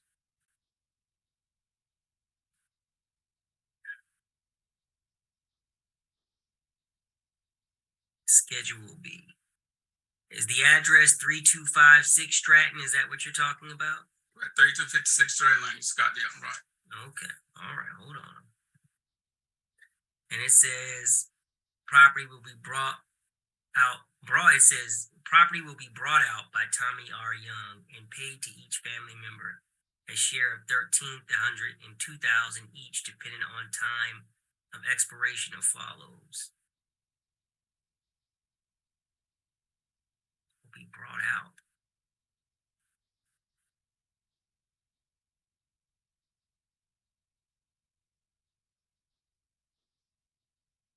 I see that there's several properties in here that you're identified as. Yeah, the one's is a vacant lot, and the other properties has already been sold.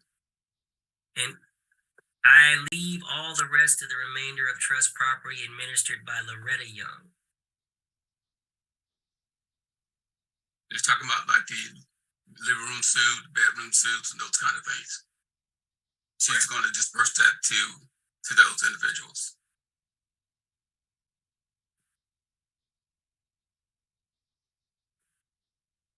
I don't see any signature. Oh, let me see.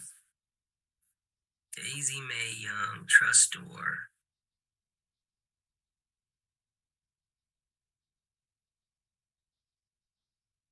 "22nd day of 2015.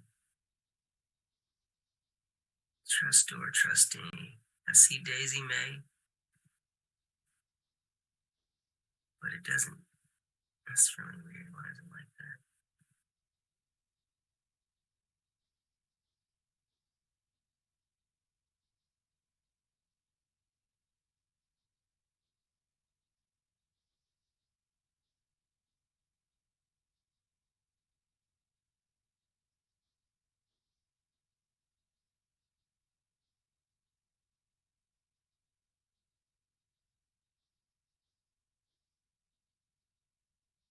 All right, so I'm just trying to understand what part of this specifically are you saying? You're saying this one section here, Schedule B1, the 3256 Stratton Lane, Scottsdale, Georgia property would be brought. It says brought out by Tommy R. Young and paid to each family member a share between 1,300. Have you done that? Did you pay those family members that money? I've started on some of it, sir. No. Well, hold on, wait, Ms. Hall. I'm just going. Have you done that? The same individual that you keep interrupting is why I stopped it. It was stopped by some irregularities that occurred at the bank where I was dispersing the money to, and it was held up because of individuals that was in my family member. I think the one that was speaking out, if I could be, but that's the payment was being dispersed. But there was some irregularities happened because there was some fraud brought onto my account. Let me ask you this. Do you have a deed transferring the property to you? Oh, yes, I do. Where's the deed? I submitted that to you. You got the deed. All right, let's see if there's a deed. Let's see it.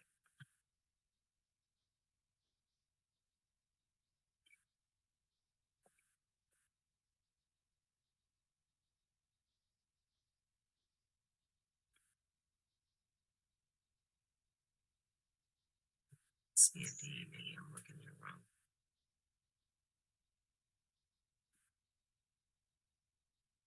You do. So let me just make sure you understand. You do know that the trust is its own entity, correct? Yeah. And just because you're the trustee doesn't mean that you can do whatever that the trust is the one bringing it. You're just the person representing the trust.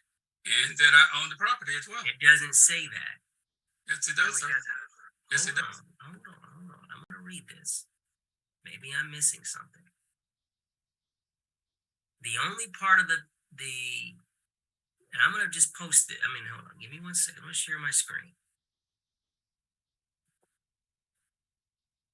Is this the document that you're referring to, sir? Yes. All right. And I'm going to read this part. And you're going to tell me where it says that you own the property. Orgy.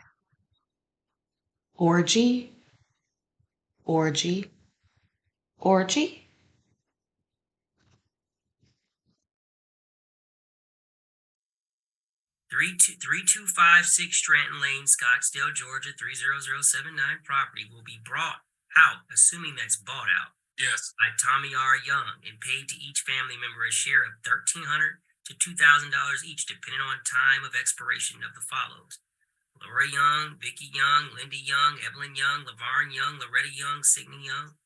If any party or parties declare that they do not wish to take a share, it does not have to, but will lose any ownership rights hereafter. So this was back in 2015. Have you paid these folks since 2015? I was in the process of doing this, sir. Well, that's 8 years ago. That's yes or no? I've done some part of yes. Who have you paid? Sydney Young, Linda Young. Okay, Sydney and Linda. And LaVarn. And so you still got 4 other folks that you would need to have paid. Correct. And why haven't they been paid? Because we was trying to get the finalization as to what bill was still outstanding. Of what is still outstanding? If anything was still outstanding. What do you mean still outstanding? 2015. Where's your deed? So let me ask you this, because where's your deed transferring the property from the trust to you? Because this doesn't say that you don't have a deed. This isn't a deed. I know. So where's the deed? I submitted that information with the same paperwork that this was in. No, that's not here. I don't see that deed, not in this level of paperwork. Here, I'm going to go through the documents that you provided. This is the start of the trust. Now, again, if the trust still owns the property, sir, because I don't even see where this trust has been filed or anything of that nature. But it's an irrevocable trust, sir. It doesn't have to be filed. Okay. I hear what you're saying, but what definitely needs to be filed is the deed.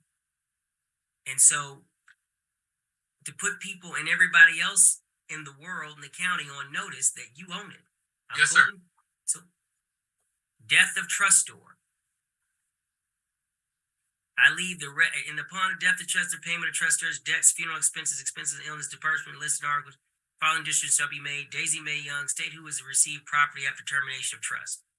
I leave all the rest remainder of my trust property administered to Loretta Young. All right.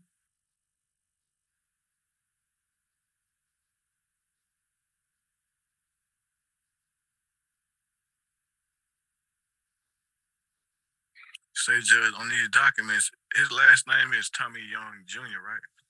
I don't know yet, but hold on.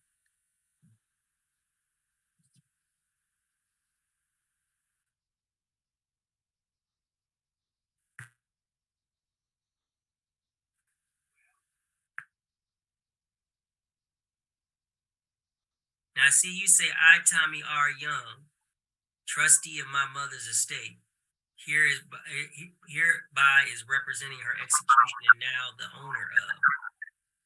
I don't understand. How do you do that? Just because you're the trustee of the estate doesn't mean you immediately own the property. But she awarded me the property, sir, in the trust.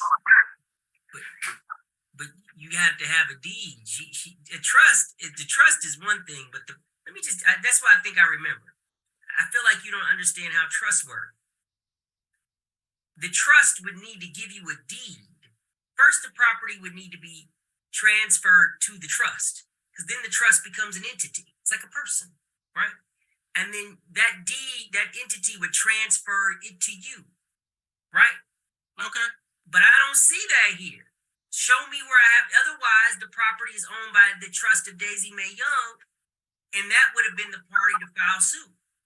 So tell me where I have a deed, sir.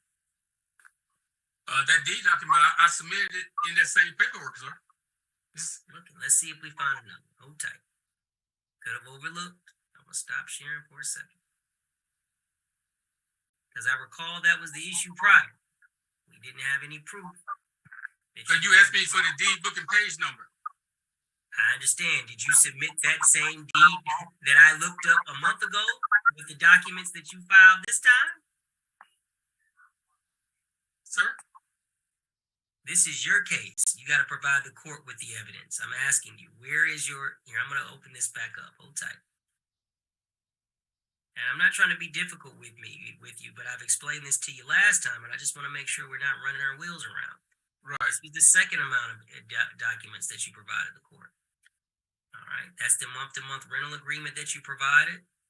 And you provided that solely to Sydney Young. You didn't provide that to any of the other parties that I look here at. I did. You did? There's other ones. Well, I see Sydney Young as an individual. And this is L.J. Brightwell.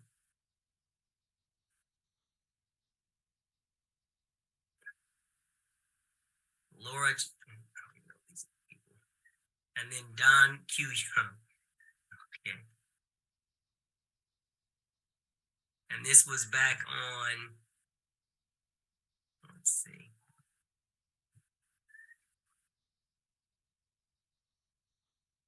This was back in 2022. So this is before we had our second case. This is the quick claim deed that you're referring to? Yes, sir. When'd your mom pass? 15. So how is she transferring it to you? No, she did. She passed back in 2022.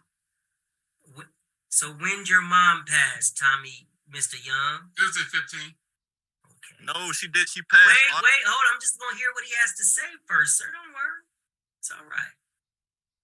So I'm looking at this quick claim deed. Tommy R. Young, right? Property transfer tax that you didn't pay. Assessor parcel. Date of preparation, December 29th. Quick claim deed.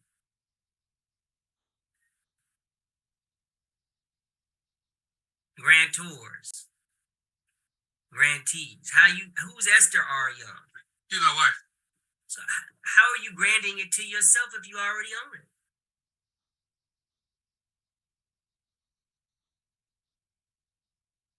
Do you understand my issue?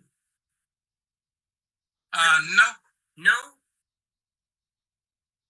Say that again, sir. All right.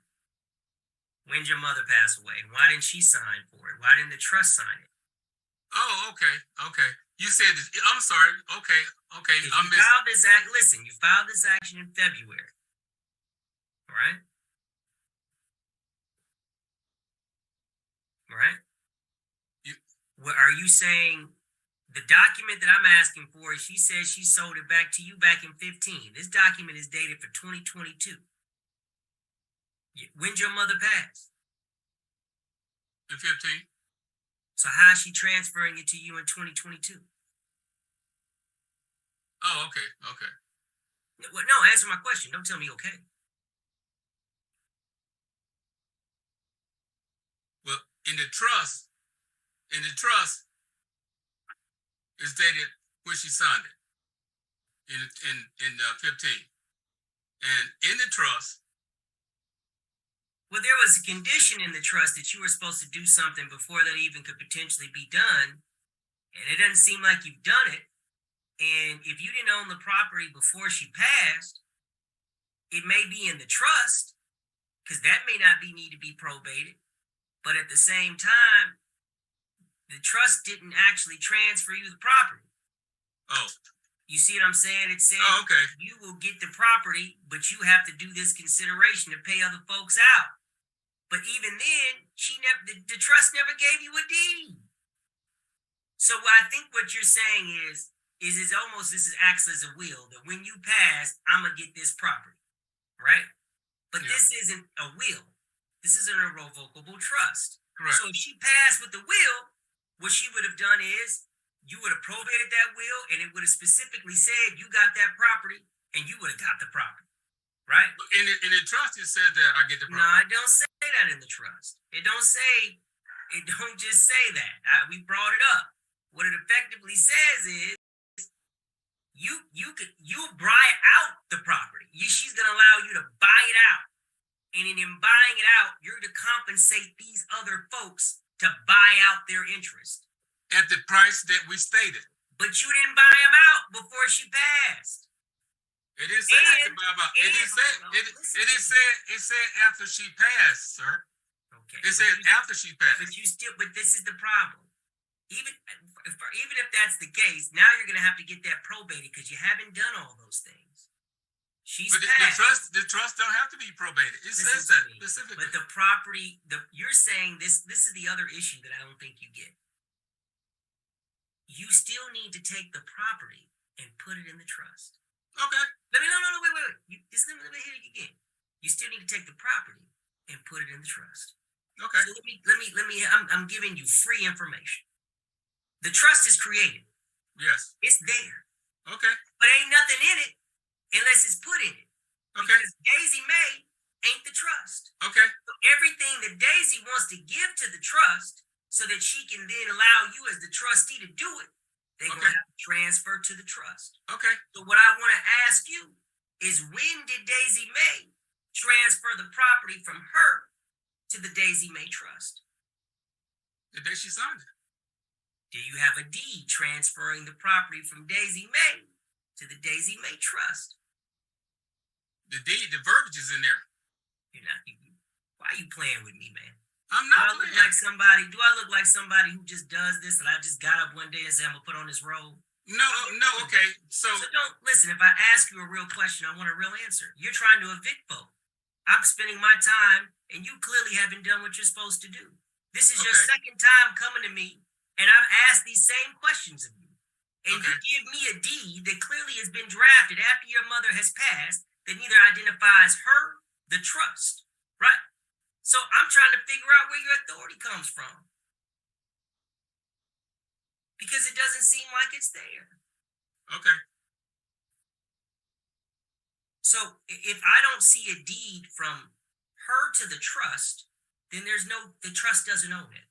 If I don't see a deed from you with her signature on it, or at least the trust signature on it, then it's not there. You're saying because you're the trustee that now you can unilaterally transfer this property into her name, but the trust doesn't own it yet because the trust hasn't actually done its job of putting the property in the trust. But now she's passed. And so now if the property is not in the trust, that might have to be a probated property, which means that you wouldn't own it. Now you could have your own arguments of why you should and maybe produce this trust agreement. But at this juncture, I just don't see where you have that basis. Okay. The house need to be in the trust. And I'm going to be honest. I'm not trying to be difficult with you. I mean, listen here, people. My interest is not to bash or anybody, but I don't want you to waste the court's time trying to do something that you think that you can do. Okay. What I'm saying to you is this, just so you know. So this is basic stuff. Okay. Let's say, for instance, you own a property, a trust, and you want the trust to have it. So if you die, your family can enjoy it forever. Right? The problem is you still own it because the trust is now a new entity. So now the new entity has to get the property before the trust can do anything else with it, because you are not the trust. You understand? Your name is on the trust. You can name your trust 1, 2, 3, 4, 5 trust, right? Yes. Just because it says Daisy May don't mean that everything Daisy May owns is automatically in the trust. Okay. Now she's also trying to do this somewhat as a will, because I see how she's trying to assign other things, and that's fine. So this is almost like a will, kind of, sort of. But even that would have to be probated.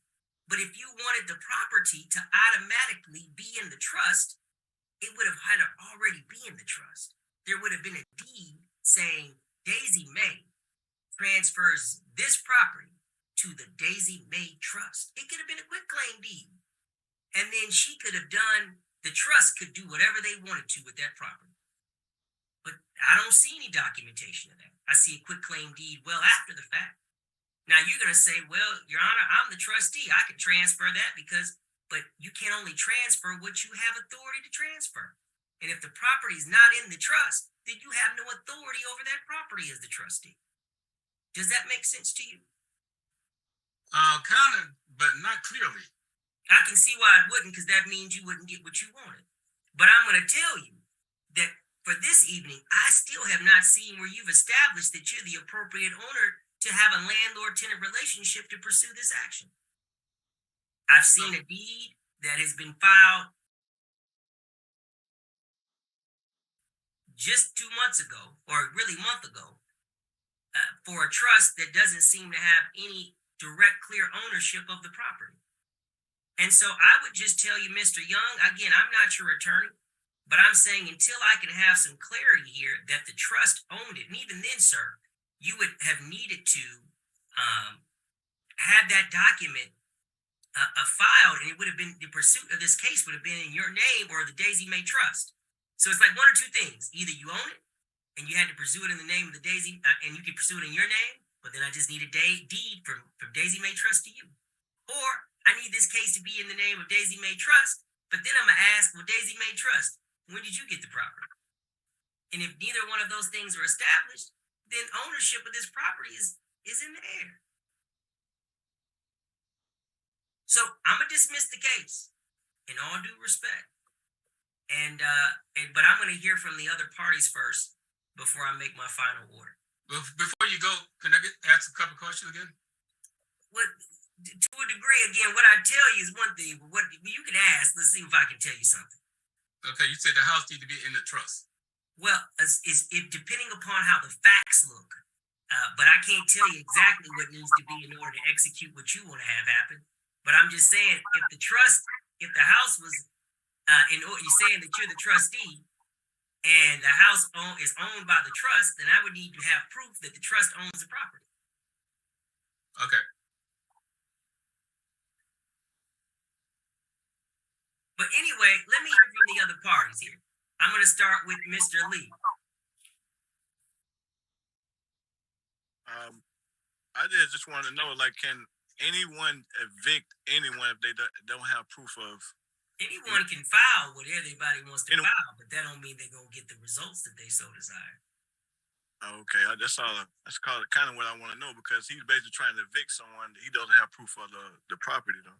And again, until the court hears it, we don't know it until we hear the case. So we can't stop people from doing things until we hear it. Yes. And however, I want to know if he has, like the right evidence or the right documentation. Why hasn't he presented to the family, though? You know what I mean?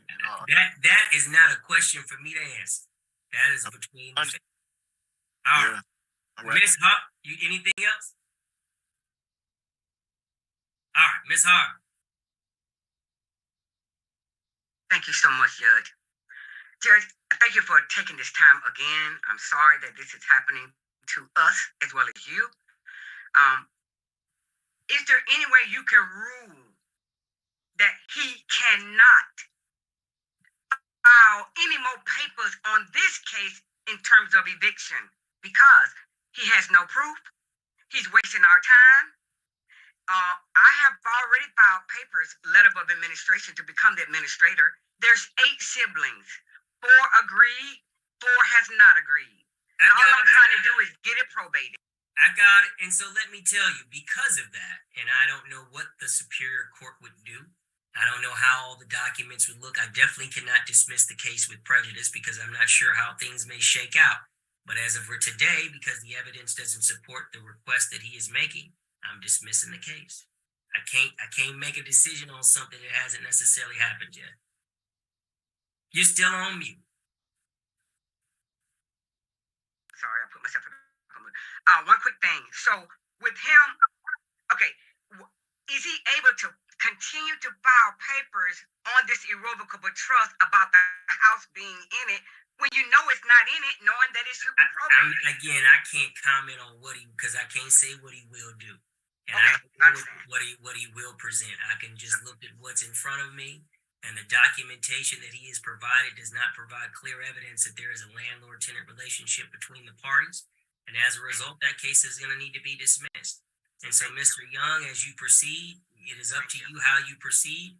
But again, the court is identifying or dealing with these cases on an individual basis, and the information that you provided does not support the relief that you're seeking.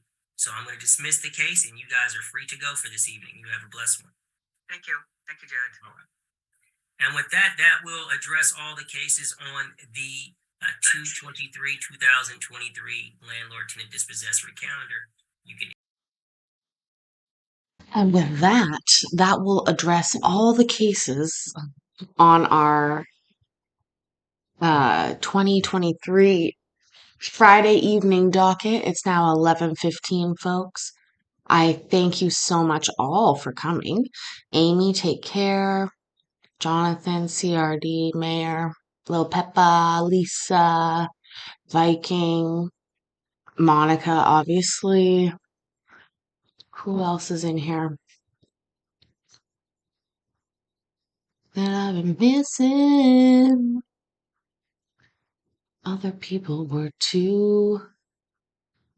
Oh, we can't forget Streamlabs, the bot. The one and only extraordinaire, the bot. I'm scrolling through the chat again, looking at it. It's so funny. Oh my God. Oh, one day I probably will have to delete this video, but until that day, this is an exciting, exciting night. I thank you all for coming out. It was a great night for me as well. I'm gonna try and do something fun soon. setting up a trivia game for us all to play, and I am excited to get that playing. I hope you all have a wonderful evening, and I will talk to you soon. Thanks again for coming to Kitchen Court Cases. Please leave 20 seconds for the tape to burn off. The kitchen